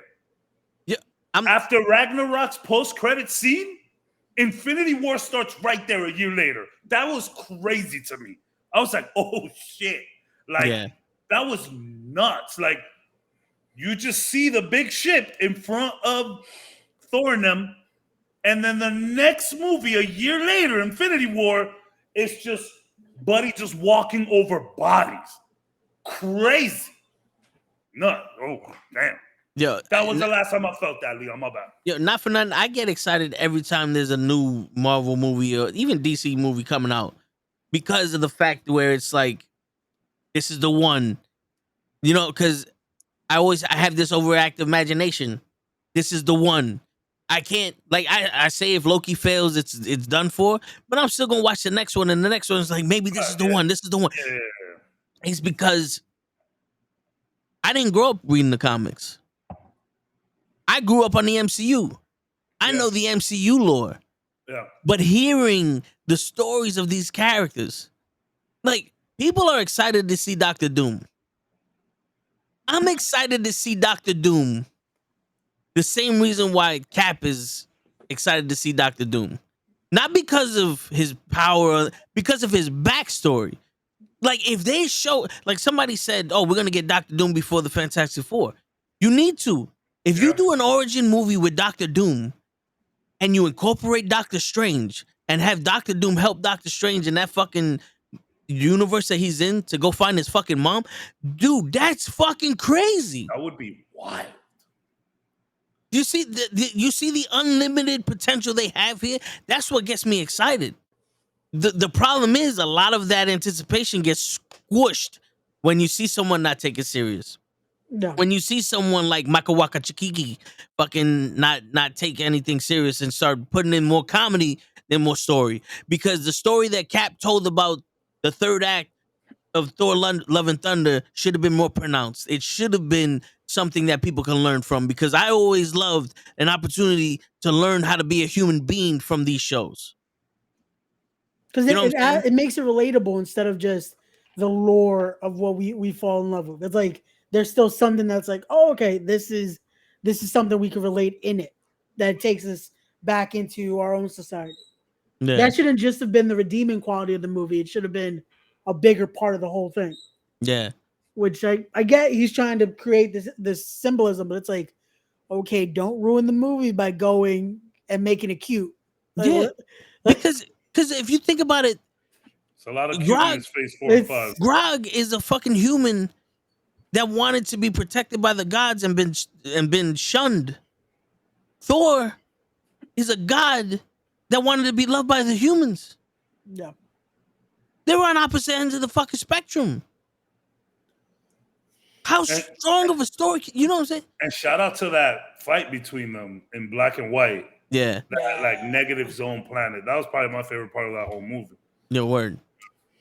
And also, real quick, not to change the subject, but shout out to Leon for saying that. Not many people excited about Ironheart. No, yeah, that's pretty good. Yeah, and Travis, I see your messages. We're gonna refer to them little, but not for nothing. It's also refreshing to see women also be represented, have representation in these shows, because beforehand we had Wanda, and she turned into a scorned woman looking for her kids. Mm-hmm. And that can't be the only woman that we have being represent, with the representation there and shit. Yeah. Because unlike most people, I don't care what gender you are. If you have cosmic fucking powers, you could kick the shit out of a normal human being. You can. You know what I'm saying? If you're a woman that turns green and has the power of the Hulk, sorry, it's not a fair fight if she's beating the shit out of a normal guy. So all that whole expectation of a woman can't do this shit in real life, Get that out your head. This is what we call fantasy world. Yeah. Yeah, exactly. You know what I'm saying? And why not have intelligent women out there? Why not have women that will be in the battle with us? Because not for nothing, there's a lot of fucking men out there fighting the fucking fight, doing their thing, killing themselves over some other shit. There's hopes now. You know what I'm saying? Like these women can sit there and be like, "Yo, you know what? I'm strong enough too." Yeah, and we're about to get more of that, which is funny because, you know, we always appreciated that shit here, and then obviously you have your people out there in the internet with the way that they speak. Oh, MCU and said, but they did two shows. They did 2 shows with female leads, and people lost it. They lost it. You know what's funny? They didn't even watch it. Yo, I don't understand that, because wouldn't it come to somebody who's thinking logically, right? well, that's the thing you said right there. Yeah. Yeah. Wouldn't it come with logic that if you're inundated with watching Sylvester Stallone, Arnold Schwarzenegger, Bruce Willis, Keanu Reeves, if you're inundated with watching men just mow through wave after wave of nameless fucking henchmen, that there's got to be at least 1, 10, 15, 20, 100 women who are like, how cool would it be if I could do that shit? Yeah, I And don't movies are supposed to be cathartic. You're supposed to go to a movie because nobody in this room can sit here, put on a bulletproof suit, and climb that goddamn stairs that John Wick did. Word. But we get to watch him and live vicariously. So why would it not be the other way around? I mean, if you want proof of this in real life, if you're like, oh, what do you call it? It's fantasy movies, blah, blah, blah. You want realism. Okay. We have the NBA. Women wanted to play basketball. We got the WNBA. We have baseball. There's not a women's baseball league, but I'm sure that there's a women's softball league. Yeah. But they had the league of our own. They had women's actual baseball during World War II. Yeah. Like in history and in reality, it only makes sense that if some, not the totality of people, but if some people say, hey, this shit looks fun, and they're having a hell of a time doing it, I want to do that as well. Yeah. So I don't get this whole MCU. They put, you know, fucking and everybody wants to fucking. Who the fuck doesn't want to be a superhero? And this is what being a superhero is about, and particularly Marvel and the way they represent it, and obviously even DC, where it's like, yeah, everyone just gets to be a hero, bro. It doesn't matter where you're from, who you are, how you look like. Everybody can be a hero. And not for nothing, going back to Infinity War, Spider-Man getting berated, getting fucked up by all those people with the gauntlet. Help me, and the women came. That's strong because you get that scene. Love that because scene. The only characters I can think of off the top of my head that would convey the same strength if they went to go help Spider-Man would probably be Wolverine, because he's been old enough to know and lose kids. You know what I'm saying? So he would know what it's like to have to protect this kid. Yeah. And you'll get like a father figure of him. I see what you're saying. Maybe Drax, because he's also lost his family and all that. I see what you're but saying. there's not a lot of men that would have gave you that emotional connection to him. Like, holy shit, I'm scared for my life right now, and I need help. And then him doing the man thing about it and asking. I know it was a little stupid asking fucking Captain Marvel if she's gonna be okay through all of this. I get that was a little weird, but to have him know. Yeah, exactly. But to have him do that stupid man thing where it's like, yo, you sure you're gonna be all right? You know, your haircut indicates otherwise. Yeah. And it's like, first of all, I'm Captain Marvel. And 2, she got help. And boom, you got yo, even before people started calling out all this woke MCU shit, telling you, I posted it on my Instagram. The minute I got back the next day after watching it, like, yo, this scene was incredible. Love that scene. I No. never saw the issue with it at all. You know what's funny with that scene in particular? How people are like, oh, it's forced, it's unwarranted, all that shit. Did we not get like maybe 20 minutes before that? That whole 45 Thor, minutes scene Cap, was and Iron Man sitting there going, all right, it's just the three of us. Nobody said anything about that. yeah. I mean, again, this is just a nice moment where you get the superhero shot. Yeah. You get the team up shot. That's what, and if you read comics, that's the splash page. Yeah. That's the page where you look at and you go, oh, shit's about to go down. Yeah. It's just the fact that it was done with women. But it one of the best shots in probably all of the MCU. Gotta be there, top 10. But nope. I mean, I know we're supposed to be positive here and this thing, but this is where this is just getting on this tangent. I want to bring this up. How come nobody ever has a problem with horror movies? Because my entire life, since I can remember, and I think it starts with maybe Halloween. There might have been a movie before that in the 70s, but definitely with Halloween. Yeah. The virgin girl is supposed to be the one who kicks the shit out of the fucking mass murderer and survives and fucking lives, while every other person, male, female, whatever, everybody else gets fucking demolished. Nobody ever says anything about wokeness in horror movies. Oh, bro. Laurie Strode has been kicking the shit out of Michael Myers. Oh no, they have Jason. What the fuck was it? Friday the 13th, 5 or some shit like that. With this bitch had telekinetic powers and was fucking up Jason Voorhees, throwing TVs at him and shit. I remember that. Yo, and nobody said anything about it. Alien. Winona Ryder, right? That's her name? No, Winona Ryder's in Species. No, Species. Dude, you haven't heard that movie in forever. Yeah. No, it's Aliens, right? Aliens, yeah. Ripley's the character's name, Sigourney Weaver. Sigourney Weaver, there you go. Yeah. She's kicking the shit out of everybody. Like, you know what I'm saying? Yeah. The problem is this. And if you watch, the problem is that everybody has a phone now. No, well, this is the problem. If you watch pro wrestling podcast video about another wrestling streamer where he talks shit about women and all that stuff, the problem is this: there is no confidence in the young male introvert,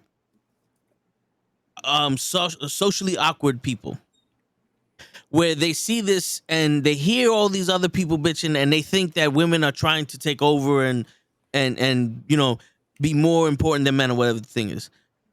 When you see something like this, you see She-Hulk fighting the Hulk. When you see fucking Ironheart being just as smart as any of the men in the MCU, you are not seeing them coming and taking over.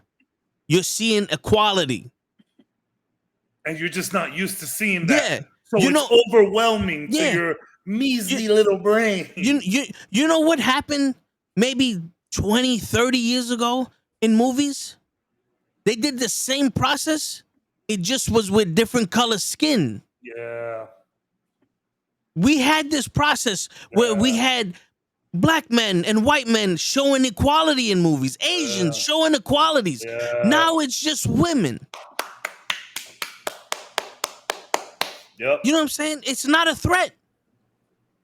We still have the baddest motherfuckers in Marvel walking around. Yeah. You're telling me because Khaleesi now has the super soldier serum and every other, she's a super Skrull now. Oh, she's the most powerful being in Marvel. Who said? Yeah, wait until Wanda pulls up.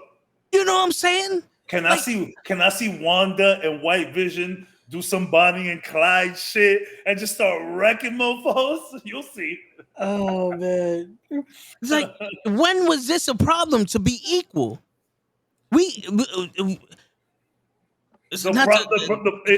inclusion. It's overwhelming to people because they've never seen that. But that's the point. They should have never been excluded. Yeah, and this is also a thing. This is also a thing. I'm in my fucking 30s.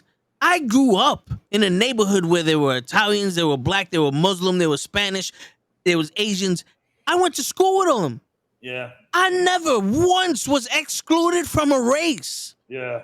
How the fuck, 30 years later, We're doing worse. now there's a problem because it's Yeah. women? Hey, I grew up with, there were women species when I grew up. Yeah.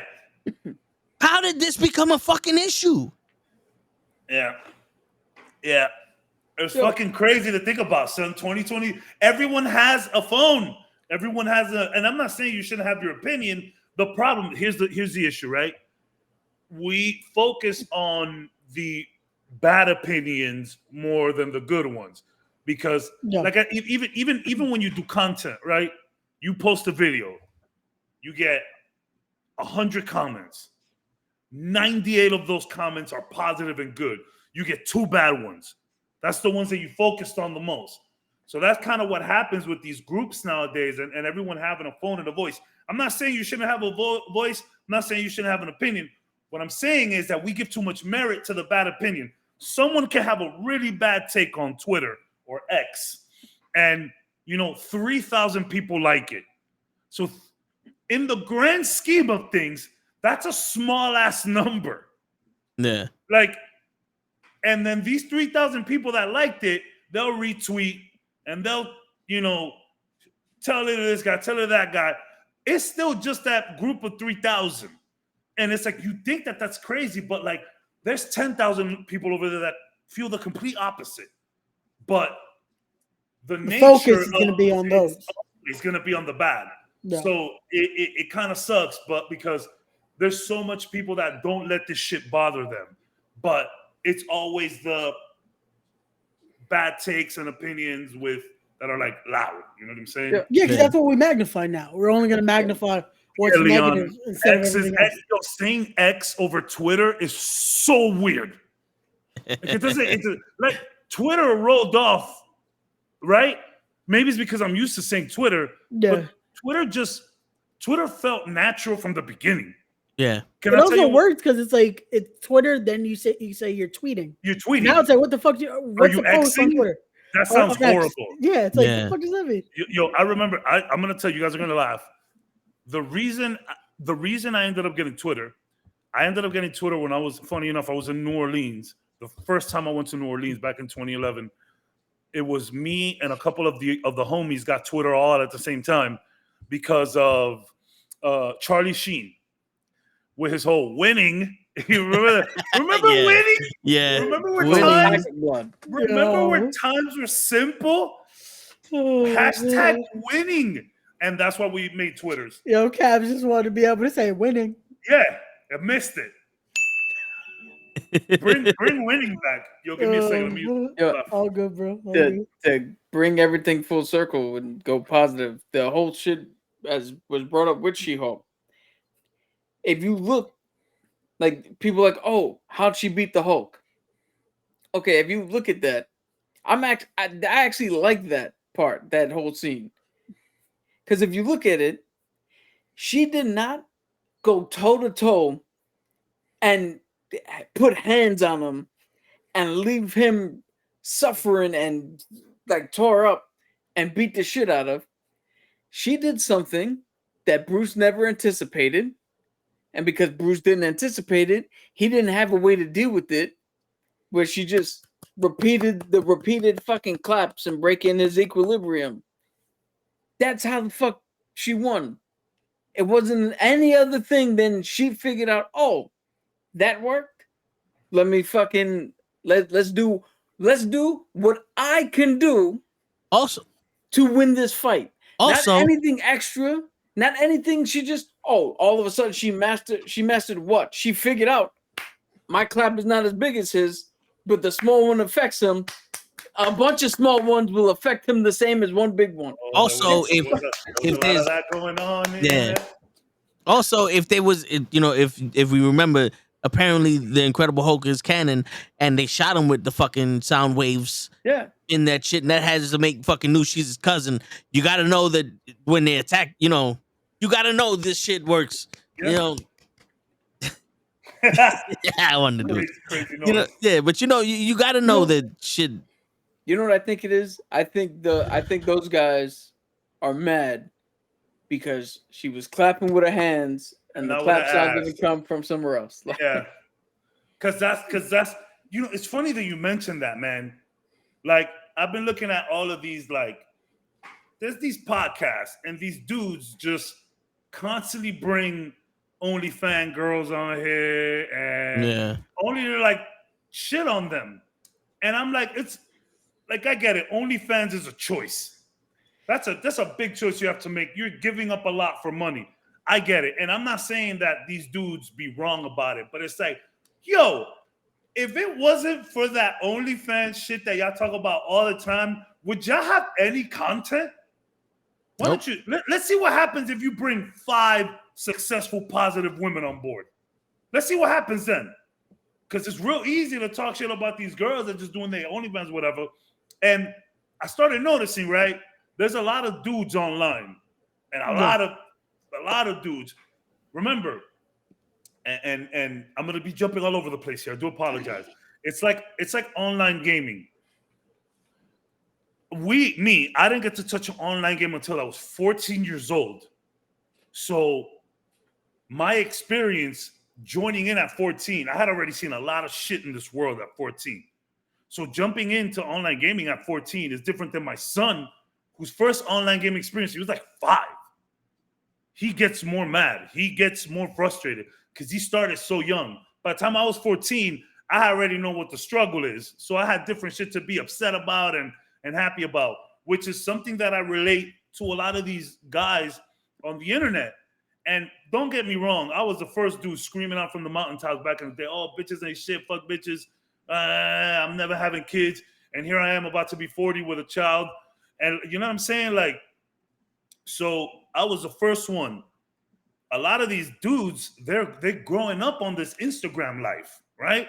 Like, the only thing you seeing is these fast-ass women, these OnlyFans women, these women that aren't traditional, like, you know, maybe some of the women in your family or whatever. And no disrespect, I'm not judging here, but what I'm saying is that, like, you need to open your eyes here, man. There's real women out there. I know a bunch of them. You know, there's real women out there who is holding it down every day, who is holding it down by themselves, who have great jobs, who have businesses on their own, whether it's their own nails, you know, whether it's their own like salon, whether they designing clothes.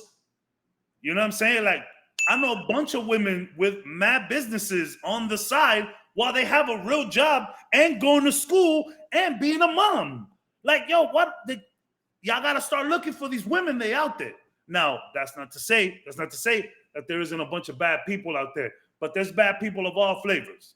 You know what I'm saying? So we gotta step away from the internet sometimes, y'all. And I know that it's hard for me to say I love the internet. Yeah. I be on the internet going through fucking rabbit holes of crazy shit, but sometimes you gotta step away from this internet and not fall into all of these narratives. And the thing with that is that those podcasts are not real because they pick them up from the club. They're not prepared to answer those questions. Nah, yeah, it's an all out assault. Yeah, social media is all how they make themselves in their best light. Facts. When you learn women from those podcasts or from social media, you do not have the full spectrum of women, and your mentality actually lessens. Yeah. So when you speak to one of those women that Cabs is referring to, you're not on their level mentally, and that's why you can't get a woman because you're too busy thinking. You're too busy thinking that all women are fucking OnlyFans bimbos that think everybody should be 6 foot tall, instead of for someone who knows that in life people come in all shapes and sizes. In life, people have different incomes. Yeah, Leon. Hey, just because you can get yourself a good woman who's ratchet and freaky. How's the saying go? Freaking the sheets, woman in the streets. Yeah. Those be the freakiest. The ones that put on a suit and go to work the next day. Wait until she get home. She will do some real nasty shit to you. You know, so that's what I'm saying. Like, we gotta, and this feeds back to everything that we've been talking about with like these narratives about like women and TV and getting their moment. It's like Like the MCU is still 95% male in terms of like, in terms of like leading roles and who are making these decisions and the kind of content that we see. Still like 95%. People are like, MCU woke propaganda. And it's like, bruh, who? I don't understand. Like, and not only that, these are comic books where for years these women been getting the spotlight. There are whole comic book runs specifically to female characters. The reason, Kamala Khan is actually a very successful comic book character. Yeah. Kamala Khan is great. People love Kamala Khan. So what's the problem? Like, of course, it would make so much sense to bring in Kamala now. Or when they did it, a couple years back or whatever, because it's been a little while already, which was last year was when we saw. I believe so. I believe it was last year. Yeah. But the Avengers game came out a little while ago, and Kamala stole the show, that Avengers game. She was great. And it's like, I'm just saying, like, a lot of this, like, comic book stuff, when it comes to, like, the women leading the charge, it's like, bro, like, it's always been like this. Like there's tons of women who get, the Phoenix Saga is one of the best comic book runs of all fucking time. Yeah. What are we arguing about here? Damn, can we get a real Phoenix? 2030. It's coming. No. If you here's some positive that's outside of the current thing. If you want the Phoenix Saga done right, we interviewed two of the creators of the 1990s X-Men cartoon. Go watch the run they did, because that's the actual fucking Phoenix Saga done correct. Yeah, we need that in movie form, please. You know what's funny? Out of X-Men, that's the arc that I remember the most. Yeah. Like, out of all the episodes that I think back to, that shit, that like it was 3-4 episode run. I remember everything about it. Back when we had VCRs and VHS tapes, we had tapes because our dad would record it. We had tapes. It just said X-Men, Saturday morning X-Men, Saturday morning X-Men, Saturday morning X-Men, Phoenix Saga Part 1, Phoenix Saga Part 2. Like, that was specifically written out, so we knew where it was. All the other ones were just whatever tape you popped in. Yep. Good times. Yo, I wanted to go back to that Travis. Oh, go ahead. Go ahead. Bring up. So, with how much Ant-Man 3 was hated, my expectations were low, and I ended up liking it a lot. The idea of all his possible versions banded together when they hear their daughter's voice was moving. So that's the thing. If you went in there with low vibes, you came out good, or you came out decent. And Ant-Man had his problems. I went in there with high. I went in there high. I went in there so high. I was like, yo, Ant-Man. Guardians 3. Yeah. I went in there so high, bro. Fuck. Yeah. But no, obviously there was good stuff about that movie. I'll give you a positive for Ant-Man Quantumania. The whole guy. To see Scott Lang as somebody who is played off as a joke. Like, I mean, to be honest, they call him Spider-Man in the beginning of the movie. Yeah. You know, fun fact, the dude accidentally called him Spider-Man. Not in the script. He just accidentally said it, and they kept it in the movie. I didn't know that. That's great. Yeah. That's so good. That makes it way better. Yeah. So he's played as a joke. But what did he do at the end? He stood toe-to-toe with Kang with the full understanding. I don't have to beat you. You just don't. I just can't let you win. Yeah. I'm going to sacrifice myself and keep you here to the detriment of my own self to prevent whatever's happening. Like, if that's not fucking good character growth from being a joke to now we could see, all right, this is where we could slot him into, take him more seriously if we need to. No. That is good. That's good writing. That whole section is good. That was truly his redemption right there of like, you know what? He isn't just an extra character here. It's like, oh, no, he's a hero. He is someone here. He's a hero. and to see the conflict that he had with his daughter, where she's like, "Yo, this is what you about. Like this is what you should be doing." And he's like, "Hey, listen, man, just I felt the same way when Captain America reached out to me. I risked it all. I got arrested for this, man, and I get you, but bro, chill out for a minute." You know what I'm gonna posit this question here. Could it be that subtextually Scott Lang has been suffering from something called imposter syndrome, where he himself doesn't outwardly projects, "I'm an Avenger, I helped all this shit," but deep inside is really thinking, "Cassie, I don't want you to do this because I'm not like I'm not actually that. No facts. And I don't want you to do." And then by the end of the movie, when he sees that Cassidy used his strength to convey the message, it's like, this is what I learned from watching my dad rise up, and then seeing, all right, hitting that mark, what I just talked about, where he's like, "Well, fuck it, Kang, me and you, we're going down with the ship together." Yeah. It's him finally getting to that place. 100%. And it's beautiful to see, because he's like, "Yo, Cassie, I've been through this." And it's and not only that, right? So we've seen so many people be so excited about joining the Avengers. And look at where it's all led everybody. Yo, the Avengers is full of sadness. Yeah. Like, yo, some of them are gone, left, Out of time. Like out of time. On the moon. On the moon. Yeah. You join the Avengers, you're going with Greek. That's all you get. Hopefully we'll get there at one point. But like, yeah, look at Peter. Peter was so excited about becoming an Avenger, only to lose everything. And when he was given the opportunity the first time, he was like, "Hey man, I'm gonna just kind of stay on the floor, stay on the ground a little bit."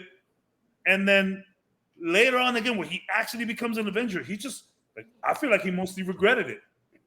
Scott Lang, probably the same thing. Like, yo, when Captain America comes calling, you gonna say no? Yo, that shit landed him in prison. Yeah. Well, see, that's the thing though, because people don't realize, just like the military or being like a Navy SEAL or some shit, it's cool on paper, but they ask for everything. Yeah. And don't expect nothing in return. The Avengers, man. It's a cold world. It's a cold world as an Avenger. Yeah. So it's like it's great what you say, Kat, because it's true. That's literally what he was doing the whole time to Cassie. Like, bro, I ain't even really down with these motherfuckers. I got like a 3-day contract. Like, you know what I'm saying? Like, I'm in the practice squad. I'm called up when someone's injured, bro. Like, for real. They had a spider on their side. Now we got a bug over here. You know what I'm saying? Like, so. Like, I'm just on the bench. I am the starting five. Yeah. Like, I get a jersey. I got a 10-day contract. I get a jersey, but like technically, they ain't talking to me in media day. Was that dude from the Chicago Bulls, Bill Cartwright? Yeah. It's like, yeah, technically he was a center and he might have played some minutes, but his 6 championship rings ain't because he's Jordan. Yeah, you know what I'm saying? Like, so it is that dynamic was fun, and obviously, I think we've all mentioned it here how Cassie and him was a really nice part of the movie. Yeah, himself and to keep focusing on more positives. When you could break down characters alone, I think Cassie was great. I think one of my favorite Phase 4, Phase 5 characters is Makari from the Eternals, the speedster. Just homegirl don't even have to say nothing. Before you get into that, I want to bring something up because it ties into what we were talking about, like the MCU shit and all that. Please. The fact that Cassie had her own suit, but didn't start out with, "Oh, I'm kicking the fuck out of anybody who comes in." Like, she had to learn the fucking whatever the fuck they called it, where she shrank and grew at the last moment. Yeah. The jump punch. Yeah, she tried it and it didn't work. And the fact that when they were like, "Yo, you give the big speech," her first inclination was, no. Fucking mean I'm giving it. No, this is you. Yeah. And like she had to grow into that role. That was, again, good writing. because I know that there's a whole Mary Sue shit, right? Yeah. That comes up, especially in the Star Wars fucking section with Rey, which I'll get into that at another time. There isn't a But- problem with Ray. Another line. Yeah, not Okay. our Rey. Yeah. Rey No, Skywalker. this Ray is a fucking troublemaker. Again. But to see, even bring it back to Kate Bishop. Kate Bishop trained out of her ass, black belts and shit, archery championships. And what's the first thing that happens when she tries to save Hawkeye? She falls through the window. Oh, now we're both fucked. Yeah. Great. And had to learn the hard way. Another great character. Had to learn the hard way that okay, this is going to take. It's going to need to be taken a lot more seriously if I'm going to do this full time. Yeah. They still complain though that it's like, oh, it's like come on. They're giving you at least some creativity here. Man, That Kate is not Bishop, just. Kate Bishop was great. Kate Bishop was great. She really was. I'm still to this day really like, fan of that show. Yeah, like Hawkeye her was good. and Yelena is like top tier. Even Echo. Yeah. Yeah, even Echo, another one who ain't say a fucking word. Yep. Like, yo, shout out to Echo, shout out to Makari. Just, I don't know what the term is without saying mute. I'm not trying to, offend anybody. No, is she deaf? She's deaf, but she couldn't talk either, no, right? No, well, they're both deaf, and They're both normally there is. if you're deaf, you have a problem with your speech. Again, the one. It depends. So the little bit I know, yes, it depends on when you lose your hearing. If you're born deaf, then there's definitely complications because you can't hear yourself speak. Yeah. But like But both of them, if you become deaf later on in life, then your ability to speak still remains because you would have developed it. And I love the respect that people around these characters, give them. Because like when Flint as the Ronin spoke to Echo, like he was like he did the sign. So yo, I'm coming at you so you could get me. Like, first of all, this was all your homie. Like, and your boss, your uncle, that's who we working for. So we good. But don't ever let me catch you coming on my family again. Cause I'm a fucking everyone knows that side. You know what I'm saying? Yeah, like bring it to the throat means death. Yeah, like relax, homegirl. I'm being nice over here. You heard? I'm being nice. Nah, man. I can't believe people didn't. Whatever. I don't know. Maybe it's a situation like Cap was saying with Miss Marvel, where it's like we heard the negativity from the people who didn't watch the show, but people who actually watched it enjoyed it. Because I remember Comic Book, the Instagram, the first episode of Hawkeye, it was a 10. They're like, yo, this show is lit. Like, this is a good one. So, dude, I haven't said it in a while, but I've said it. It was a catchphrase in the early days of this show. Nuance and context had been just completely lost. Yeah. When we're so weirdly divided on the weirdest shit that we can't see right in front of us. Where perfect example, and I'll bring it up again. And Cabs, you know the name here, but Kamala's friend, Nikita. Yeah. Again, she's a high school female. A high school female Muslim. There is absolutely 100% nothing I should have connected with. Everything she is, I am not. But yet she did say the thing where she's too white for the Muslims, not white enough for the whites. Yeah. That in and of that connective tissue is like, hey, I know that 100%. Too white for the Puerto Ricans, too Puerto Rican for the whites. Yeah. That's a real thing. And you know who's the number one culprit about that? Your own family. It'd be my aunts and uncles like, oh, you too American to be Dominican. But here I'm too Dominican to be American. Here's the perfect example. Our mom literally told people when we walked around, I'm God bless America. He is Amigo San Juan. That's so funny. Oh shit! That's the mom is literal such a- way she would introduce us. Mom was such a fucking G. Jesus But Christ. the point of the thing is, we're two so weirdly divided over stupid shit that you can't see the connective tissue. Yeah. Yeah, it's because they want to nitpick anything. They want to find a reason to be able to argue. They want to find a reason to be able to just say this isn't good without Yeah. giving it a chance. Yeah. No matter what, it's like no. What is wrong with this? What is wrong with this? Okay, cool. Pull that out and expand it. It's like, Yeah. but why? What is the point you- of having to find something to hate? And You know what? are we gonna say Because- Miss Marvel was perfect? No. No. Miss We- Marvel had a rough landing at the end. It did not stick the landing. Yeah. And we didn't get enough time with the clandestines.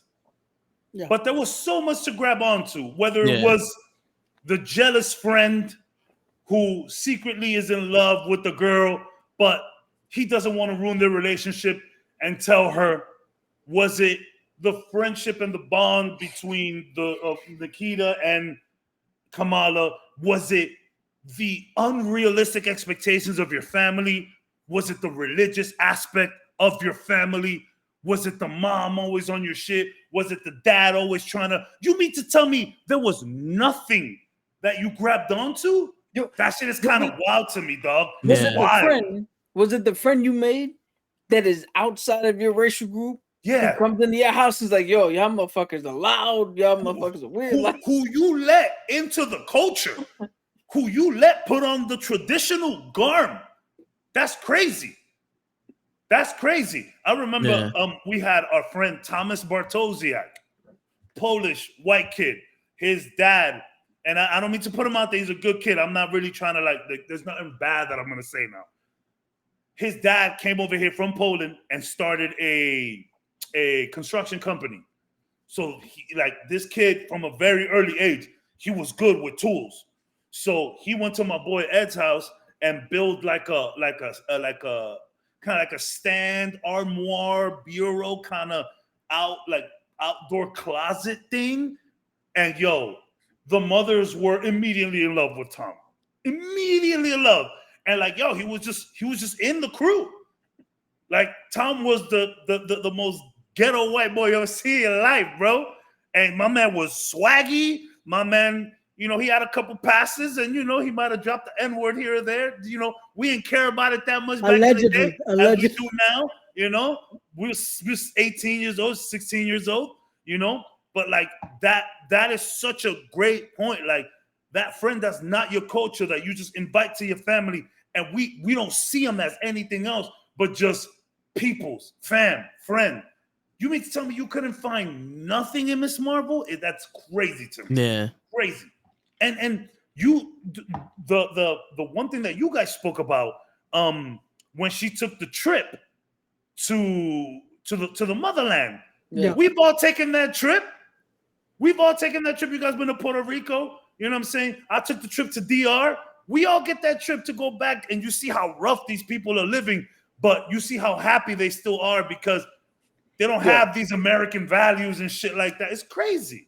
We walked around the house where my dad and his sister grew up. How crazy is that? And it was only pictures of everybody smiling. How crazy is that? With nothing. I bet you they only have nothing but love, a roof over their head, and food to eat. Yep. Ain't worried about nothing. Yep. That's crazy, son. You mean to tell me you watched that show and couldn't grab onto anything? But that's the thing. The majority of the people that complained didn't even fucking watch the show. Yeah. 100%. And again, it's that small percentage that then just amplified, because then it's like people that actually watched started saying, you know what? He's got a point. A point. But they didn't even watch the show. So do you remember how good that first episode was with the song? How we came and spoke about that song? What was the song again? The night we met, you'll never Be my baby now. No, that was the one. No. I'm talking about when she walked into school, though. Oh yeah. Was it a Salt and Pepper song? No, I think it was like it might have been Biggie. It was definitely I a rap forget, song. but that song, I remember me and Toe just spoke about it for like a good 5 minutes. Like when I saw that, I was like, oh, okay, this is different. This is cool. Yeah. I'll find the song later. You know what the problem is, and I'm looking for it I'm right gonna now. Yeah, please. I'm gonna attack these motherfuckers. The problem is social media. You got to be kind of like electricity. Electricity goes to the closest conductor. It's lazy. You know what I'm saying? So when you want people to fucking engage with your shit, negativity is the closest conductor to 100%. to anything like that. 100%. So when you hear, you know, people like, oh, Miss Marvel comes out, you're the first negative person about it, everyone attacks you. You get all this engagement. The more engagement you get with the negativity, the more people will start to say the same shit you're saying because they didn't watch it, but they want to jump in on the fight because of all the popularity you're getting. Because social media, it's all about engagement. Yep. You know what I'm saying? Because just like all y'all said, there is no reason that no one cannot connect with this. Yes. Whether you're an adult, a child, fucking adolescent, whatever. Every stage of life has been covered there. It's the answer to, oh, we want something different as well. Yeah. There you go. It's a whole different interpretation of the And- story. There's nothing like it before in the Marvel spectrum. And There you go. And if you can't connect with any, let's say, and for lack of a better example, let's say you're the whitest of the white person. You're a rich white person that ain't never went through shit in your life. Yeah. But you like Marvel. You could connect with her being such a fucking Miss Marvel fan or Captain Marvel fan. Yeah. And then and that's the one thing, right? Where it's the easiest to connect. Where you just love superheroes or love something or love an athlete or love anything the way she loved Captain Marvel. Yeah. If you're a fandom of anything, you should be able to relate. Bro, I don't give a fuck if you white, black, Asian, brown, blue, red, orange. Your mother is going to be like that. Facts. Your mother is going to offer you food. Son, when the mother came out with 4 Tupperwares for little homie in 2 seconds, she was like, how'd you do that so fast? Bro, like, that's all mothers, bro. Yep. Even if your mom is like not great, even if you don't have the best mom, she's still going to offer somebody some food. Nope. Like, what are we talking about? Only difference with us is going to be in a butter container. Yeah. the dark beige one. Oh, Country time, whatever that is. Yeah. Yo, bro. You never know what you was opening in there. What was the song? Mace, Feel So Good. Feel So Good. There you go. Yeah. Yeah, there you go. It was in the tip of my tongue. God damn it. One of the most pleasant surprise out of these Marvel shows. Miss Marvel. God damn, it's so good. And going on Marvel shows, Falcon and Winter Soldier. That taught you how to deal with your depression, how to deal with fucking not feeling worthy enough to do it. Yeah. How to deal with hiding from pain. Yeah. Because the Winter Soldier's damn near forgot his sleeping fucking on the name. floor. The black Captain America. Isaiah Bradley. He was hiding because they did him wrong. You know what I'm saying? There's a lot of lessons in life that you learn there. Even also how power corrupts and absolute power corrupts absolutely. Yeah. With the Flag Smashers, they had all the great intentions in the world, but the minute they had a little bit of power, Even US they corrupted. Agent. Even US Agent. Yeah, Even US Agent. they were corrupted. Yeah. That Super Soldier Serum is no joke. One of my favorite parts of that entire show was when Zemo asked Falcon, he's like, yo, if you could have Super Soldier Serum, would you do it? He said, no. He was like, yo, I like how you didn't even hesitate. You just said, no, you don't want that shit. I fucks with you. And the whole thing about when he was talking about the music, and he was like, and Zemo's like, you know, it really speaks about the African-American experience. And Falcon's like, he's out of line, but he's right. That's like a meme now. Like, that's like a heavy meme. That's a heavy powered meme. Like, another amazing show. From the very beginning, too. Yeah. Those first 20 minutes is just Falcon flying around doing shit. Yep. Yeah. Man, it feels Hey, come on, we got Zemo dancing. How we can got you the not like Zemo that shit? dance. Man, it feels like a long time from that show, huh? Yeah. Yeah. 2.5 years. That Yo, was bro. 2021. Yeah. It's And just- I was in the thick of the pandemic. I was gonna say that's what makes it feel so fucking. Yeah, wrong. I was in the thick of the pandemic. God damn. Yeah. bro, Yeah. that show said what we all wanted to say, and that's why people don't like it, because it didn't go political. Well, it went political, but it wasn't political. It was the fucking truth. Yeah, it was. Yeah, but that's what they don't like. They don't Yeah. want that kind of Yeah. expose of the truth. It's woke It was- propaganda. Yeah. It was the fucking truth. The problem. The funny thing is that that's exactly how people acted in the comics, hearing that there was a black Captain America. Yeah. It's great how just art imitates life Yep. at that point. Now, it might sound a little bit out of line coming from this, but the fact that we get a talk about Isaiah Bradley, we get to talk about Steve and Bucky couldn't have known what it would have been for a black man to pick up the shield. And at the end, oh, you Black Falcon. No, No, I'm That's not Captain Black America. Falcon. I'm not Black Captain America. I'm just Captain America. yeah, great moment. Like that's another fucking thing where, again, if you look at the connective tissue where people are like, oh, they made Captain America black. No. Another person. Yo. Captain commanded America made Captain America black. Yeah, Yeah. Captain America gave him that shield. And you going off of Zemo, everybody that had the super soldier serum, he wanted to kill, No. except for Steve. Because He he said was the one time that it was right. Yeah. He was like, that's the one time it worked. See- Literally everyone else has not worked. Because you can't trust people with that power. Yeah. Yo, why? Because everybody, perfect fucking example. We go to my boy John Walker. He saw, I can't keep up with them, with the Flag Smashers. I can't hang. I can't do anything. I have to take the fucking super soldier serum to level the playing field. But what did Steve Rogers do from the beginning? I'm going there to stop them.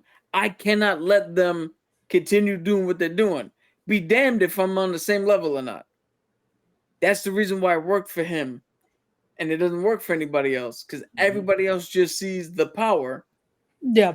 Where Cap was just like, I want to do this regardless if you give this to me or Yeah. not. Because this is the only way you're going to allow me to do it, then give it to me. Yeah. But this is not why I'm doing it. Because this is the thing. With everyone else, that's an enhancement. That's a way to one-up you. With Steve, that was a way to make the fight fair. Yeah. Great. 'Cause- Oh my God. Because whether he had it or not, I could do this all day. Yeah, he was gonna be out there. If y'all would have let him join earlier without the super soldier serum, he would have been fighting. Yep. My man I was would have died, mad. sadly, but I would have been like, oh, I can't go to war. I get to stay back here and just chill and live life and not have to worry about the 18,000 little men shooting me. And you know what? I'm gonna stay right here because I'm a pussy. That's why I give props to Cap all the time. That's why I give props to vets all the time because it just can't be. I hate people who disrespect veterans. Facts. Like how would you ever? Oh, it's just they make horrible decisions. Shut up. How could you ever disrespect the veteran? I could never. I don't think I'm a pussy, bro. And not only about being a pussy, it's just I don't think I would ever have that will. You know what I'm saying? To do that, say you did it, conquer it. That's crazy. So the fact that he was ready to do that with or without the super soldier serum, it reminds me of one of my favorite things about the Predator movie, where Arnold finds a way to get out of there. You put the mud on, he can't see you. Sneak out of there. He's like, no, I'm going to use this mud and I'm going to finish the fucking job. I'm going to kill. Now that he can't see me coming. I'm going to take him out. Me? I would have bounced. My man would have been in the hotel room covered in mud. Yeah. I would have covered myself in mud and I would have made like some kind of little knapsack and just fill that up with mud in case I needed reserves. And I would have walked. I would have been the whole time just what? Cavs, they would have told Cavs like, "Yo, there was nothing else you could do." Nah, man, he told me to get to the chopper. I listened. man. Bro, go back and see what's left of all these fuckers. Yeah. So Cavs this would've- motherfucker, this brains, right? Look. Yeah, I can see it now. Cavs would have showed up covered in mud, and I'm like, "What happened?" Like, there's an alien who killed everybody. It's like, you killed them? Like, nah, he just left. He had his fill. He got in his little ship and he left. Bro. So I was ready to fuck him up. That's why I'm covered in mud. Bro. I was going to kick his ass, but the motherfucker ran like a bitch. Yo, he saw me covered in was- mud. He said, "Oh, that nigga crazy," and left. I was running. I fell into this mud, and then I ain't see the motherfucker no more. I thought to myself, maybe I could go wash it off, but no, I had to come and report this. Y'all see what's going on out there? The whole team is done. Like, Yo, but I was gonna fight him though. I I had him. swear to God, And, I was and gonna half do the it. force is chopped down because of my man Jesse the Body had to unload 17,000 rounds in that You're motherfucker. gonna find none but shell casings. Bro, are you kidding me? I would have left. Like, that's what I'm saying. Like, Steve Rogers he wanted to fight. That's absolutely absurd. I think if that's one thing that I could, I'll let you go. Then I'm gonna go because I'm about to switch the topic. And another thing, when you look at that series, is if you look in the comics, he really wanted Bucky to have the shield in the comics as Bucky's way to atone and to gain redemption. And he told Tony, like, "Yo, watch over him to make sure that he's using this to redeem himself and to get him out of where he was." In the MCU, for the direction they were going, that wasn't needed. What was needed was for Cap to turn around and go, "I know why I picked up this shield and why the shield fell into my lap. I need somebody who also recognizes the weight of the situation, the severity of what it means to pick up this shield, and the ability to know that this shield does not need to be used as a weapon all the time in order for the symbolization of Captain America and for what he stands for to be effective." And who is the embodiment of that? Sam. Mm-hmm. That's why he got the shield over Bucky in the movies. Because it wasn't necessary for that character to have the shield. We still have him going through his redemption arc without it.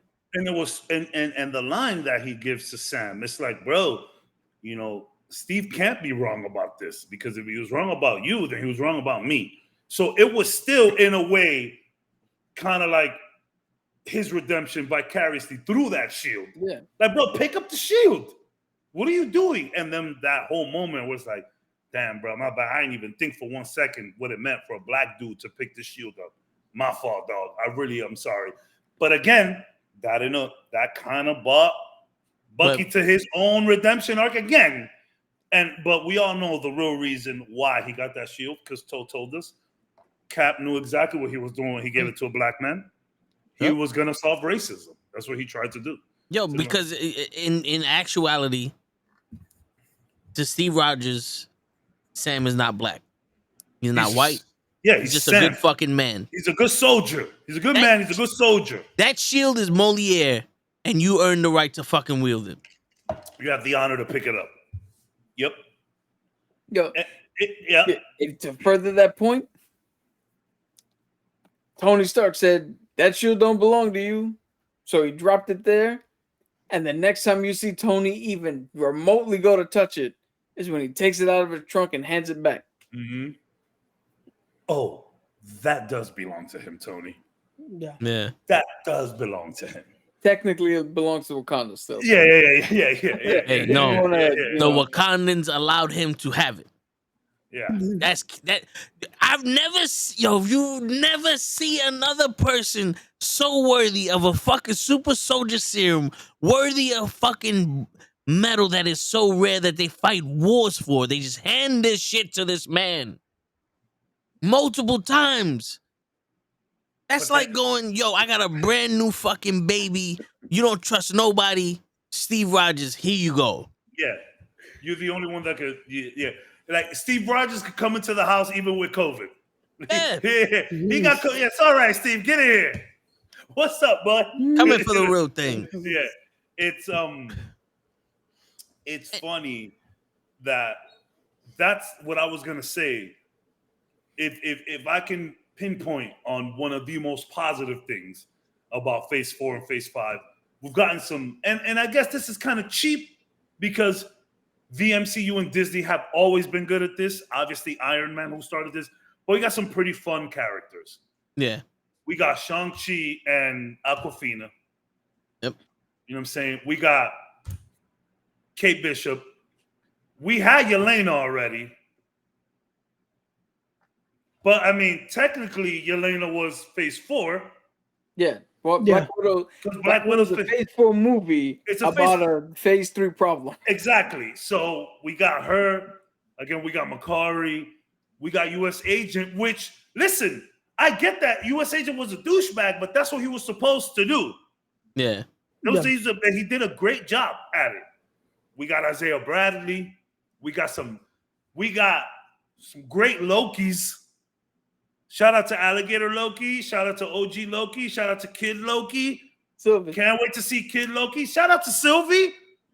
Shout out to He Who Remains. Jonathan Majors. One that's left. Beating the fucking case. Let's go. Baby. We beat cases out here. The one that's left.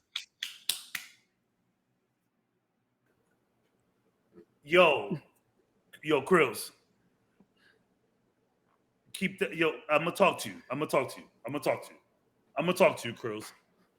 You're gonna have to put something a little bit more on Debo, but I'm gonna hear you. Let me talk to you. Because Eckler, yeah. I miss my receivers. There's just always been some good characters. Oh we my got God. Zemo. This is how stupid I am. I read that and thought he was pitching somebody to be Debo and then like next Friday or fucking Debo Samuel. Which his name is really like Tyshawn, apparently. Like Tyshawn something, and he just named himself Debo, which is hilarious because he does kind of play like Debo. But yeah, we got Zemo. We got a bunch of cool people, bro. Yeah. Which un cocotazo. Wish we would see more of him. Yep. Yeah. That would have been nice. Yep. And listen, we also got an extension. We actually get to see the whole world now because in phases 1, 2, and 3, it was mostly America or like one little part of the world that they were attacking or some shit like that. Now with the blip, and then space. But now with the blip, we get to see MI6 agents. We get to see all the everyone around the world is invested in this. We're all fighting. We was in Cairo. We was in Pakistan. Yeah. We was in Pakistan. You know, way back. We've been everywhere these last couple phases. I saw somebody bring up the fact that the time travel in Miss Marvel broke the rules of Endgame. To which I would posit that Endgame's time travel was a necessity, was a functionality of necessity, where the time travel for Miss Marvel was actually a functionality of destiny. Like it doesn't break the rule because where she needed, like all that was already preordained to happen. Where in Endgame, that was if this shit doesn't work, we're screwed. It's a wrap. Yeah. Yeah. We're like, Kamala It's a nexus point. She needed to see where it started because her grandmother had already saw it. Her grandmother told her about the fucking lights and the stranger and all that shit, and it turned out to be her.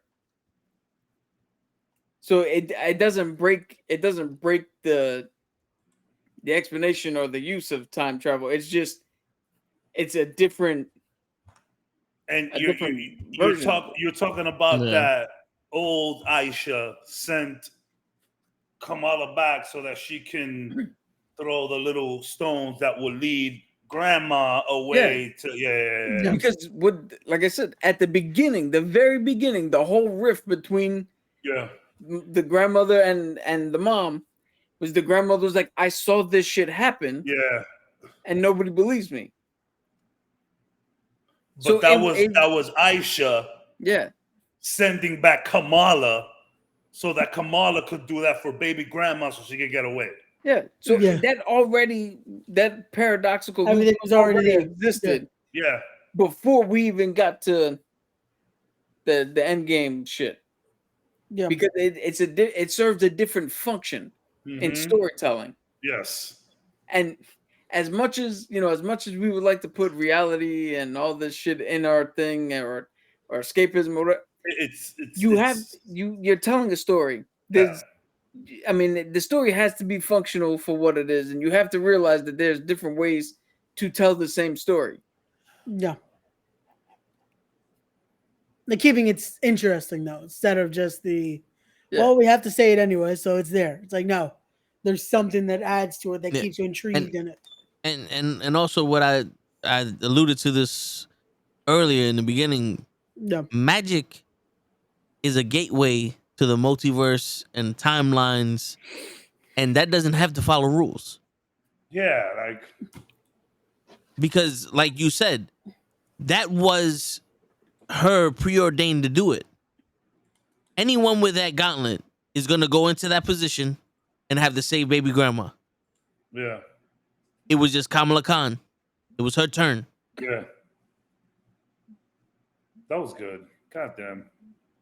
Good show. Yeah. Good show. One of the And some more great characters in there too. Aisha was dope. Yeah. She was cool as hell. And I don't care what anybody says. That is top Ms. tier. Yeah. But Fabulous. what the fuck? Tatiana Maslany? There it is. Yeah. Her portrayal of She-Hulk was fucking great. She did incredible. Incredible. That was just perfect casting. Yes. Which is something we shouldn't be surprised about Marvel anymore. If that's the one thing they have consistently done throughout the time, is great casting. I'll say it like this: the nitty and gritty of the thing, She-Hulk needed better writing. She-Hulk needed a better projection of where they wanted to go. Yeah. And actual give us what you say you were gonna give us. Secret Invasion just needed longer episodes. Take those things away, and it was still good to watch. Mm-hmm. We got Gravik. Yes, another great character. And his speech and all that other shit. And I don't give a shit who he said that shit to. That shit is fucking cathartic. No. How many people fucking hold that resentment to other people that make them do shit that they didn't really want to do in hopes of bettering themselves and bettering their lives? Yeah, and overall just acceptance. Yeah, right. I want to point out, Leon, She-Hulk definitely had problems. We're not saying no, but there was some good stuff in there, and they could have built on a lot of the shit. We just needed some more good lawyer stuff. Yeah. I just want to point out to anybody who's playing the home game, as I like to say, if you look at that scene where Gravik is, giving all the expedition dump to Fury at the end, if you really know Nicholas J. Fury, he wouldn't have given a shit, because Nick Fury is sitting there like, yo, we all have to make hard choices. I still have to stop you. I still have to kill you. I still have to prevent you from doing whatever the fuck it is your plan is. So he would have said all that to Nick Fury, and it still would have played out the same way it did. Where I forget her name now, but Amelia Clark. Yeah. Whatever her character's name is. Gaia. There you go. Where I should remember that, because isn't Gaia another word for Earth? Or Mother Earth. Yeah. But it played out the same way it would have. Gaia took all that information in, and there was no sympathy. She just went, fuck it, I'm gonna whoop your ass now. So it played out the exact same way, whether he said it to Real Fury or to Gaia. Yeah. And somebody made mention. You know how I know how I could prove it? Instead of shooting Rhodey in the hand or the leg, he waited until Rhodey made him pull the trigger and take him out. Because Fury doesn't fucking care. The mission is, there's nothing ever more important than the mission. And, listen, someone made mention to the whole Super Scroll shit, like how do they know how to use the powers and the whole misproportion thing. I'm sorry, Emilia Clarke is a small woman. Jason Momoa looked huge next to her. Batista is a professional wrestler. For people who are playing the home game, professional wrestlers make football players look small. Batista probably at the time was 250, but when he was a professional wrestler was 300 something pounds. Yep.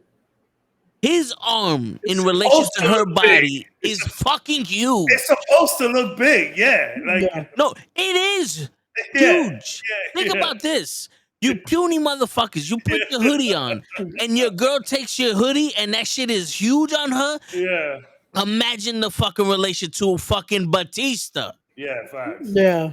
This is what I don't understand. Is it that hard for you to grasp the fact that a huge fucking guy's arm is going to look huge on a little person's body? Yeah. Again, they're looking for the smallest shit to be able to complain about because. And here's another thing. How do they know how to use the powers? They shapeshift. They have powers. They know what it feels like. Yeah. And it's like, okay. We've seen that happen so much throughout comic books, though, where you just grab onto a person and take their power, you just use it. Literally, that's what the Human Torch was doing when he started sucking up everybody's powers. Yeah, Rogue. You're muted, Cap. But that's what happens. The original Super Skrull in that movie. You feel me? Yeah, exactly. So it's like, this is what superheroes do. Like, y'all nitpicking. This is nitpicking. Again, they're doing it just to be able to argue. It's more of that. Yeah, like, there's a difference between like critical thinking and nitpicking. There's got to be at some point. So, beginner's luck, right? Mm-hmm. How many times have you seen somebody who, like, let's say basketball, doesn't know how to dribble, doesn't know how to form of shooting or whatever, but will go out there and outshoot somebody in the beginning because it just, at a certain point, just like an instinctual thing kicks in and whatever they're doing is just good enough. So you're falling, you're cycling through shit in your head. What the fuck can I do? And Mantis's shit pops up. And just instinctually, you got to be able to feel what the fuck this is doing to you. Yeah. And the way that they explained the Skrulls was they could take their memories. You have their DNA. You have to know something about these people. And this is a crazy machine that we don't quite understand how it works. Yeah. Like they just put everything in there, and I'm guessing that they put the instructions in there too, bro. I feel like that would be connected to the DNA. Yeah, like because you would have to have the powers associated with them. But when she did that whole thing with Mantis, she said sleep. Yeah. That's Mantis popped out of her. Said sleep. Facts. Yeah, facts. That has to be connected. Like that could be the easiest thing to just be able to understand this. But no, they have to nitpick. Like think about that. If you just took 2 seconds, be like, well, it's in their DNA, so that has to tell them already how to fucking do this. Because how pissed off will all of us be if they got every person's power and they just had a fist fight and they couldn't use it? They couldn't use anybody's power. Dude, what was that movie? Meteor Man? Yeah. When he was going through and like let's be careful what you're gonna say about Meteor Man. Oh wait, he was grabbing the magazines. Yeah, when they were grabbing the magazine and didn't know what the fuck was going on or which one to grab. Like the funny one when he grabbed the girls magazine and they started voguing. They started voguing. Meteor Man is a good movie. It's Really old. is. It really is. Yo, the only thing I'll give you is blowing a hole through somebody's chest who has extremis. Yeah, that was kind of crazy. Shouldn't have worked. Shouldn't have worked. Maybe with a dedicated, maybe with the right blast, but it's far fetched. But here's the one thing we will say. Here's the one thing I'll say, right? Because we're supposed to be positive. Maybe extremis, right?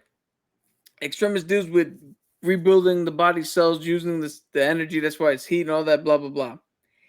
You were hit with cosmic radiation. Take out enough. But cosmic radiation already alters the body. So maybe that's why it worked. It's because if you put any human tissue in any type of do not do this. Do not do this. But you stand in front of your microwave for too fucking long, and it ain't gonna be pleasant for you. I'm gonna do it. No, that reminds me of the Donald Trump shit where the edit that they made online with Kamala Harris, where she's like, "Don't come, and then Donald Trump was like, "I'm gonna come." Please do not try that at home. Microwaves can be dangerous. Yeah. At such a close rate for so long. Do not stand in front of your microwave. Also, now we could also say that some of those powers cancel each other out. Some of it doesn't stick to you that well. You know what I'm saying? Because she is a Skrull, and to adopt some of these powers, maybe she needs to adopt her DNA to them. And if her DNA isn't gonna be Groot, she can't be Groot the whole time. Yo, I said it before that there's an easy way out of this whole she's got all the power shit. You know how in life, if you get an organ transplant or something, sometimes the body rejects. Yeah. The body, from what I've known, the body can reject immediately, or sometimes you could have it in there and it seems good. And then it starts to reject. And then the body turns around like a day or two or a week later and it's like, wait a minute. This ain't supposed to be here. Like, or like, you know, it's like you can just and maybe obviously you need to keep your tools sharp, right? Yeah. It could be a situation where it's like she hasn't, like, later on as a way to address this. It could be like, man, somebody could tell her, yo, you do the mantis thing to sleep. And she's like, yo, I haven't used that in a minute. I kind of like just forgot about that. Yeah. Like, all I'm saying is that there's so much things to really critique. For example, the conversation we had last week about the death of Maria Hill. That's something we can go ham about. We talk about powers in a comic book adaptation about fucking aliens who have been infiltrating everyone we've known and loved for the last 20 some odd years. Like, come on, guys, you could grab onto anything else. Yo. And to be honest, the last fight was kind of cool. It looked like a Dragon Ball fight. They were just How fucking long you want this fight to be? like, yo, it was better than the Agatha and Wanda fight. I'll tell you that much. Yeah. Dude, not to mention the fact that nobody once questioned, well, how long did Gravik have his abilities? Was he practicing them every day? Yeah. The original Super Skrull in the comics, they literally just like Fantastic Four powers. You go, and he went in and fucked up everybody.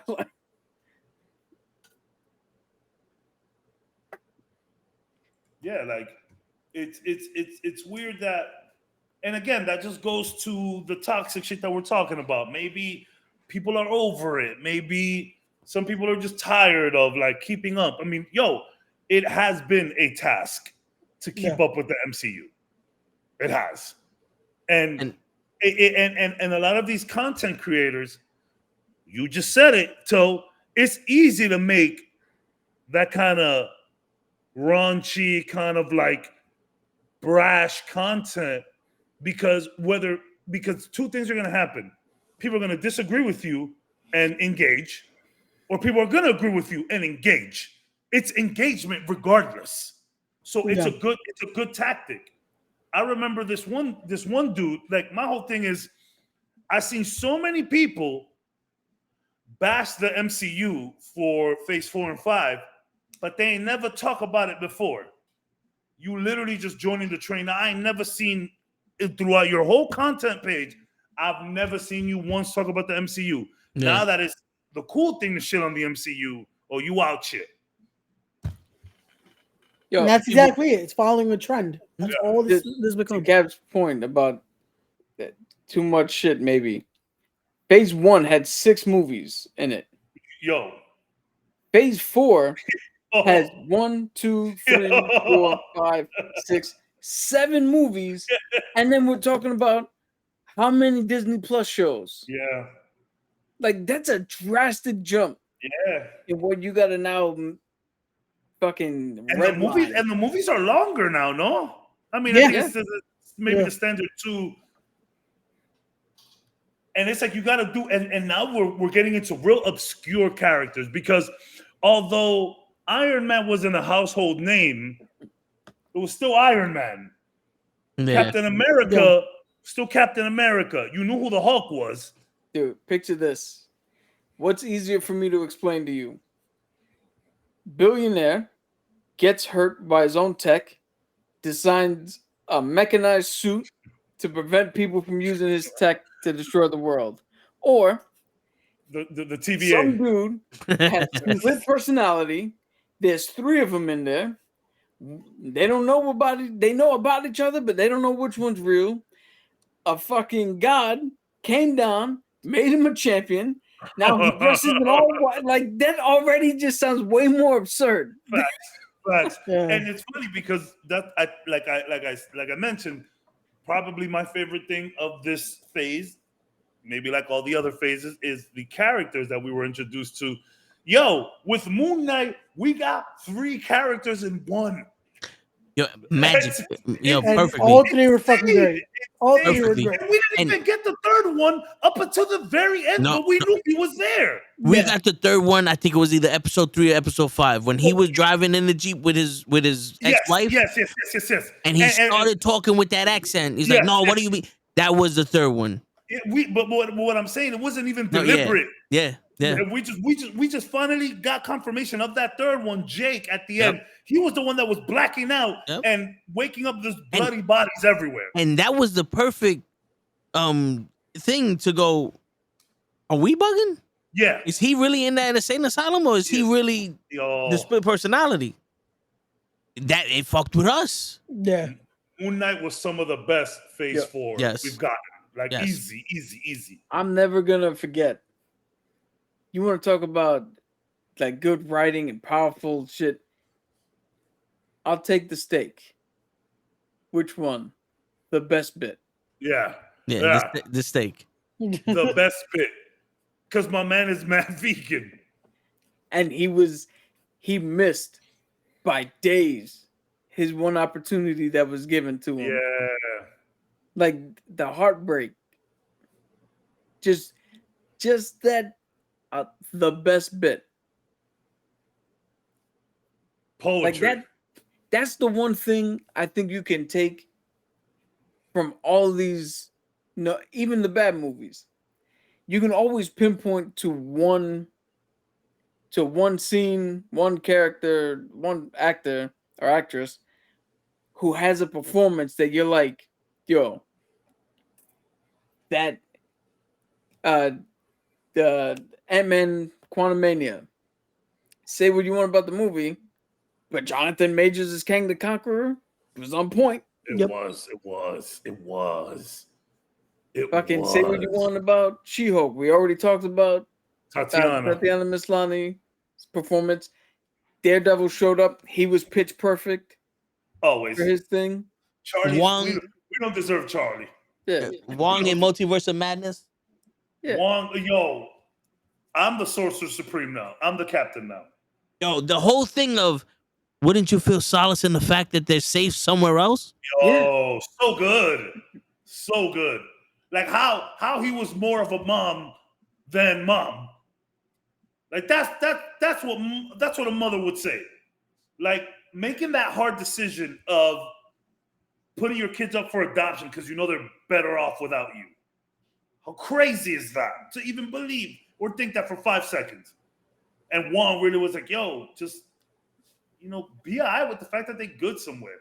And not only that, when Strange was like, when she catches herself, she's like, you never said her name, which pissed me off because it's like, damn, Wanda, you're going to get caught up like that? Damn, Wanda. But just seeing Strange's face, like, damn, Wanda, are you serious? It got you? Wanda, what have you been doing this whole time? To see the concern on Strange's face. Because, bruh, obviously Strange went to her because she was the most powerful sorceress in the planet at the moment. So, of course, he's going to go to her.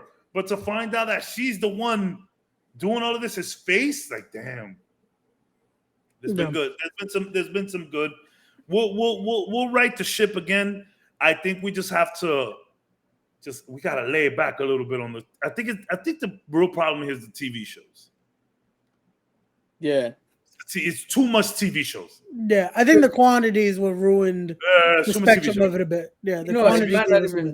It could be that, but another component of that is the inconsistency.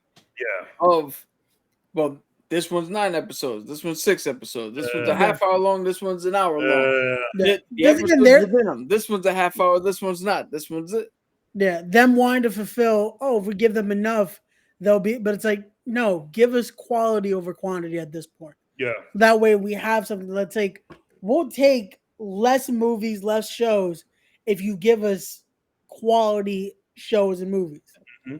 Like we'll take one of each a year, as long as it's a good one of each.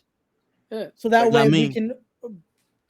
You can't please everyone. We want the hour. Me and Toe want the hour. No, I'll take an hour at least, but it's like make it so it's worth it. Should we release shows in their entirety?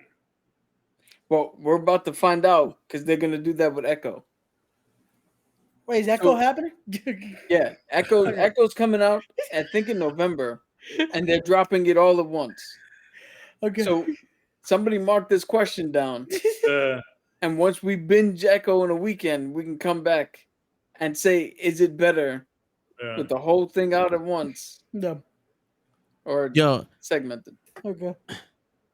I want multiple fucking shows. Because here's the thing. Like we alluded to before. I'm okay with it. Give me all the content. I'm fine. Yeah, I live for having Marvel shows to watch, bro. We have opened up a multiverse, a multi-timeline. We opened up an infinite amount of shit right now. I want this shit to be like watching the fucking news. Yeah. Just think about this. Y'all talking about there's too many shows. There's too many this. There's Chicago PD, there's Chicago Med, and Chicago Fire. Dick Wolf also got fucking Law and Order SVU, Law and Order Criminal Intent, Law and Order What Happened in the Bodega, Law and Order at Night. Isn't that the longest? Isn't Homegirl the longest running character on a TV show? Yeah. From Law and Order. She's the longest running TV character. Yeah. Crazy. And no one has a problem with this. Yeah. There's 782,000 novellas. Yeah. You're telling me one MCU fucking TV show is too much. This motherfucker spitting right now, son. This motherfucker spitting right now. We were trying to find a positive tone. Yeah. No, but that's the thing, though. That's too positive. much. That is positive. It's not enough. Yeah. This motherfucker is spitting right now, son. Yo, I can never ever defend the fact someone says it's too. Now, if we were doing 75 shows on one character, that's too much for him. But if we're doing multiple, we have multiple writers, multiple characters, multiple studios. That's not too much. I agree for the casuals. It might have been too much. And and not only that, it's just, man, these people clearly need a break. So we need more manpower. But you know what? Can I tell you what the solution is? We just need another Feige. One for TV. We need Jon Favreau to be Feige number 2. No. I just threw out a name, Cap. I just threw out a name. It could be another one, but someone needs to help Feige out. Come on, man. You did Chef, okay? I think you could do this. Yo, the thing is this. When he's doing Mandalorian, yeah. No. Well, I mean, we can't have that Mandalorian and give y'all 2 good seasons. But yo, which one? What's 2 good seasons? It's 3, right? There's 3 seasons. 2 of them were 2 good. and a half. But 2.5. The problem is that it's trending wrong. Okay. You know, well, this is the problem. You give me 6 of anything, and there's a fucking problem. But here's the thing. Here's my pitch. You need more than 6 chicken nuggets. Yeah, I need more than 6. I need a 20 piece. Yeah, I need more than 6 episodes. I'll take a 10, but I would prefer a 20. You know why? You know why people are saying there's too much? There's too much Marvel? Because one person fucking suggested it. Yeah. And it's easier to fucking co-sign with him than to fucking come up with a solution. Because let's fucking face the facts. Originality is dead. Yeah. So what do? We piggyback off of everybody else's shit. I'm sitting here telling y'all there is an infinite amount of comic books out there. There's characters we never heard of. There's story arcs we never seen. Some of them are not as big as a fucking Avengers movie, but a TV show, perfect. They had what, 8 seasons of the fucking Flash? Not all of them were good. Yeah. But you're telling me that you can't give me fucking 13 episodes of Moon Knight? A couple seasons of that shit? Like you don't have a plethora of fucking comic books that you could draw stories from? Like Loki didn't need to be 2 seasons. It could have been 1 season of 12 episodes. You know what I'm saying? Yeah, I hear you. But and you could do it kind of like, because you know a lot of TV shows are doing the half season now. Yeah.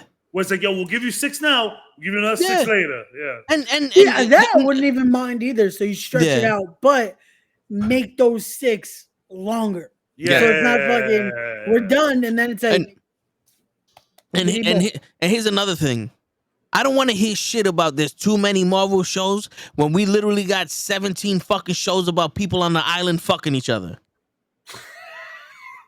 There's so many fucking reality TV shows out there. There's multiple shows. Yeah, there's multiple shows. And then there's shows about people in the house fucking each other. Yeah. Like it's just, we literally watched fucking 6 people Yeah. on the Jersey Shore. Yeah. And Do they're nothing. They're still doing that shit. Yeah, but that's not too much. And they're all old with kids now. And it's a fucking, but that's not too much. God forbid we have a fucking superhero. That's hilarious. Bro. This motherfucker is spitting, bro. Yeah, I did that shit for 10 years. Jesus. Real quick. Yeah. 2 things I want to say. 1, yes, there are a million shows about people on the island either finding love or cheating on their spouse or whatever. But they don't all interconnect. I don't need to watch Love Island to see what happened on Temptation Island or to figure out what happened on the other show. So there's an abundance there, but you can pick one and just go with it. 2, this is my original thought here. It's starting the same thing, the same reason why I walked away from actually reading comics. It's happening now with the shows. It's starting, at least for me, to get tedious. And it's starting for me to feel less like I want to and more like I have to. Yeah, I hear what you're saying. And with if you add more to it, now you're adding more to the shit that I have to, like, to be completely honest. What do you call it? Guardians 3? Good movie. I did not really want to go to the theater to see it. I think that's just kind of like. But I went because we're doing the show. The Marvels, only really gonna see, regardless of if I think it's actually gonna be good or not. I'm gonna go see it because of the show. Like the Ahsoka Tano show, that's something I want to watch. I'm gonna be watching that even if this is our last podcast and we don't ever do this shit again. I want to watch that one. Mm-hmm. It's getting harder for me with all this shit to want to partake anymore. So what you're saying is that you want nothing but shows that you can watch in your house. Got it. No. Got it. Got What I'm saying is, I was gonna I'm say, I saying think this is- cat telling us he's leaving the show. it. Yo, he's been what saying I'm that for a saying year. I can see how the He's casual been saying viewer, that since the Eternals. I can see how the casual viewer is starting to now be overwhelmed I can see it too. because now let's put what do you call it? We told during the weekend. we just I told- agree with Toe, but I hear what you're saying. No, I can see why if you still have the itch for it, then yeah, you're not going to be satiated. You're going to want more. But I could see where there's a world where we told somebody over the weekend. They were like, "Oh, I didn't finish Secret Invasion," and both of our assessment was you don't have to. Yeah. So now, if it's starting to get to the point where, all right, you don't have to watch this one, you don't have to watch that one, you don't have to watch this one, maybe watch Loki, but you don't have to watch this one. That's the problem. Back then, we didn't have a choice. When Ant-Man came out, you watched Ant-Man because you knew he was going to be in the next one. And the thing about the interconnectivity, there's too much to connect now. Yeah. So it's like not everything can connect. But all right. So when you skip things, or when things don't connect, you can say, yeah, I don't got to watch that one. My point, I always bring it up. We had to watch Captain Marvel. We had no choice. They slid that shit in months before Infinity War. Like, yeah, here, go watch that real quick. And in 6 months, we'll see you for the good shit.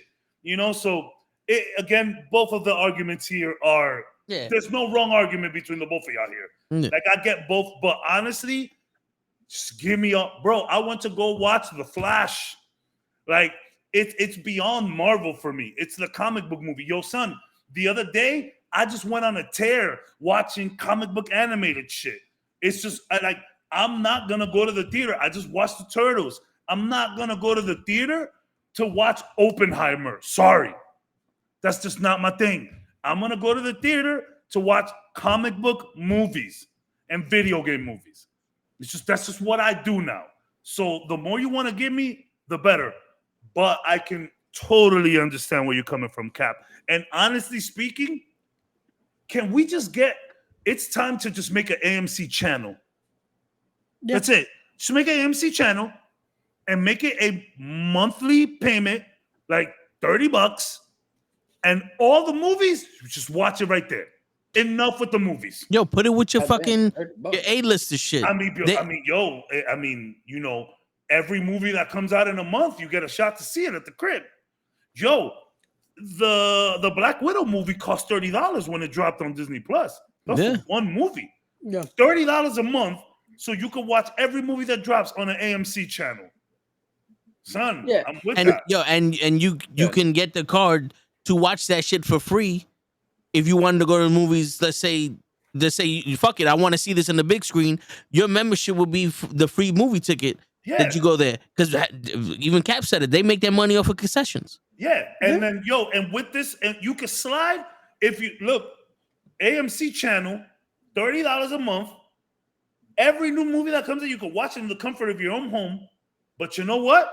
If you decide to go watch it in the theater, you can swipe your card and a free popcorn and soda on us. That way, they have their deal with the movie theater. The movie theater gets paid for their concessions. You're probably going to buy more concessions because now you have a free popcorn and a soda. Oh, you're going to want to put something on that. You're going to put some snow caps on that. Get a hot dog. You're going to get a hot dog on that. Yeah, you already got the refill now. Bro, the soda's one of the biggest issues over there. The soda's is $9. That's crazy. That's 3 2-liters. Yeah. That could be 6 2 liters if you get some cheap supermarket shit. Feel me? That's the big problem. So now you got the soda and the popcorn covered. Take a little extra $10 so you can buy the flatbread pizza. Make it 15. Get a little snow caps and some junior mints. Mm-hmm. Everybody wins. Give me a movie theater channel. Yeah. That's it. Because I hear you, Cap. Like, as great as Guardians was, I wouldn't have mind watching Guardians at the crib. No. I would have loved if Flash was at the house and I have to go to the theater for that. I would have loved that. That's what it might have to get to. Movie theater channels. Yeah, we You need know, that yeah. streaming service. Just fucking there you go. You know Hey, me, numbers, you got it. I need to go see the theaters. I still love the theaters. Like, I'm, what is the word? Indifferent to it. Like Yeah. we could go, cool. But if we don't go, cool. Same. I'm Yeah. okay. Like, the movie theater experience is always going to be great, but I don't know, man. I'm ready to stay in the theater, in the house for some of this shit. And then not only that, nowadays we got sound bars, we got 8K TVs. Like, the theater is literally in your house nowadays.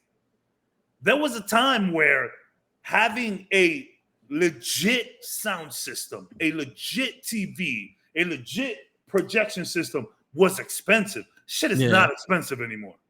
I mean, relatively. Sorry, I don't want to come off as, you feel me? But you can get a decent setup. Yo, son, you could buy a 4K TV right now for $300. My dad bought our first CRT TV, 720p, for $3,500. And this was 2005? It's 18 years ago. Nowadays, you could get, plasma TVs were $2,000, bro. 36-inch, 39 and 40-inch. You can get them shits for nothing now. And let alone, don't let a Black Friday deal come around. You're getting TVs for $150. Bro, I figured it out for everybody, bro. Just movie theater channels. Yeah. Essentially, it was pay-per-views. I'm not reinventing the wheel here. It's just pay-per-views. Remember those? Yeah. I'm not reinventing the wheel. It's just that. Honestly, it's funny because we left cable to go to streaming services, and it's just cable anyways. Yo, dude, they're gonna eventually bring cable back. Yeah, they're gonna bring cable back with all the streaming services. Just bring cable back with streaming services, and that's it.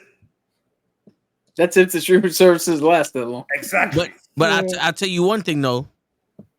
If you're gonna bring back fucking cable, that shit better fucking broadcast in 4K too. 100%. 100%. Because the amount of money you fucking pay on cable to get that shit looking like it's a sharp 1080p on my 4K TV, kiss my dick. Yeah, for real. And not only that, I need y'all to do something on y'all side about that megahertz. Like, I do not want to see blackness for 2 seconds before I go to the next channel. It is 2023. Flick my damn channel. Yo, for real. Flick my channel. I should have pressed the menu button, go into the kitchen, stand in front of my microwave, and come back, and the shit still ain't pop up yet. I can do my taxes while that shit is loading. Yeah. Cut it out. Cut it out. For real. It's 2023. We got AI. Like, anytime someone says something can be done, I just say, yo, we got AI. Figure it out. Yo, that's one of the major problems right now is the over-reliance of figure it out. I mean, yo, bro, we're going to that Wall-E world. Yo, not even to get conspiracy theorists on y'all, right? But I'm gonna do it. You see how nowadays you see all these like flash mobs that are just like going into stores and just robbing everywhere? Yeah. I don't know, bro. I think that's just a plot to remove stores. I think these people are just let them go in. No minor punishment if we catch those people. Let them rob. That way you just get rid of stores. Everyone in their house, in their hover chairs, ordering food and shit until we're all fat and can't move like Wall-E. Yeah, because it's more expensive Literally, it's more expensive to have a store. No, it's more expensive to shop online. Because you get everything on sale, but then you got to pay the shipping. Well, yeah. It's more, what I meant, it's more expensive for the retailer. Because they got to pay the rent and all that. Whereas if it's just an online store, here, just take it. We'll ship it to you. Don't worry about it. We win. I'm telling you, I don't like to be a conspiracy theorist, but no one is getting punished for doing this shit. I think they want to get rid of stores. In your Bro, we no longer need money? We could just order whatever we want in our hover chairs? We can work from home. What do you think is happening? Yo, Work from you know home what? is more and more fucking. Give me the Wally world. I'm good with it. Dude, any world that leads me to get sugar back in my life, I'm with. And yo, you can have, if you want a really like good machine, you could just get a hover chair where you can fucking connect the IV to you. So no matter how horribly you eat, you're still gonna be okay. We want you to eat the sugar, Cap. Get Hold on. Time out. Before we even get what fucking IV does I don't know, man. any We got fucking AI. consequences, If man? we got AI, the year is gonna be 2050 at this point. Figure it out. We're gonna get to a point But- where we could just be fat and still Is it survive. just so I guess in mine is just We're a gonna- steady drip of insulin as I'm No, shoving down Basically, everything? as the you grease- fucking- yo, The grease that we fry our food in is gonna be better for us than fucking bacon. facts because of AI. Yeah, it's gonna fucking reverse engineer our stomach. So We're the more gonna we get- eat, the skinnier we get. We're gonna get to a point where we're gonna be able to sleep and our mind is gonna work Muted, for us. man. I'm We're not. gonna be I'm not- sleeping and our mind is gonna work for us. Our mind is gonna do the 8 hours. Right. Then we're just Yeah. gonna wake up and it's time to get in our hover chairs, watch TV, play video games, and order fattening foods. Okay. That's the future I want. I want to I'm point with out you. for the record while we're still on stream. I fully support the writers. I fully support the actors. I fully Absolutely. support the behind the scenes VFX artists. AI should not be used and will not. Hopefully, well, they probably will, but AI should not be used. AI For should be those used in industries. AI should be used in conjunction. Where AI can provide shortcuts to these people, I feel like it could be okay. But the thing is, with great power comes great responsibility. You give someone AI, they're gonna build a weird sex robot. You know, they're like, that's just people. Now that's It's something I can unfortunate. get behind. Yeah. Hey, go. That was good. That was And good. on that note, nah. There you go. Give me, bro, That's how you end No. it. give me the Wally world. Yeah, with hundreds of Marvel fucking TV shows, So give me all Yo. the Marvel. all of them. Give me the Yo. insulin straight into my Yeah. neck. I'm telling, While Yeah. I I'm telling eat you right a now. fucking a baconator with globs of fucking Big Mac sauce just dropping all over my Yeah. shirt, and my hover chair is gonna fucking clean it and then Yep. blow dry it off, and I'm gonna be dry, but I'm gonna 50 be wet again from the sweat that Yep. is my fat double chins. Yep, 56-ounce steaks every goddamn day. Yo, And I don't even feel anything about it. That's the Yeah. life I want. That, That's yeah, the life. word. I'm telling you, we're That's the going life we into the world. deserve. Yeah. Babs, I don't know how you did it. I started out by going any world that gets me eating sugar again is where I want to be. And your description right now has turned me back the other way where I'm like, yo, fuck that. I don't want that shit. that word. I don't want that word. It was the Baconator. My man drew the line at Baconator. It was the Mac sauce. Yo, He can't eat anything with mayonnaise.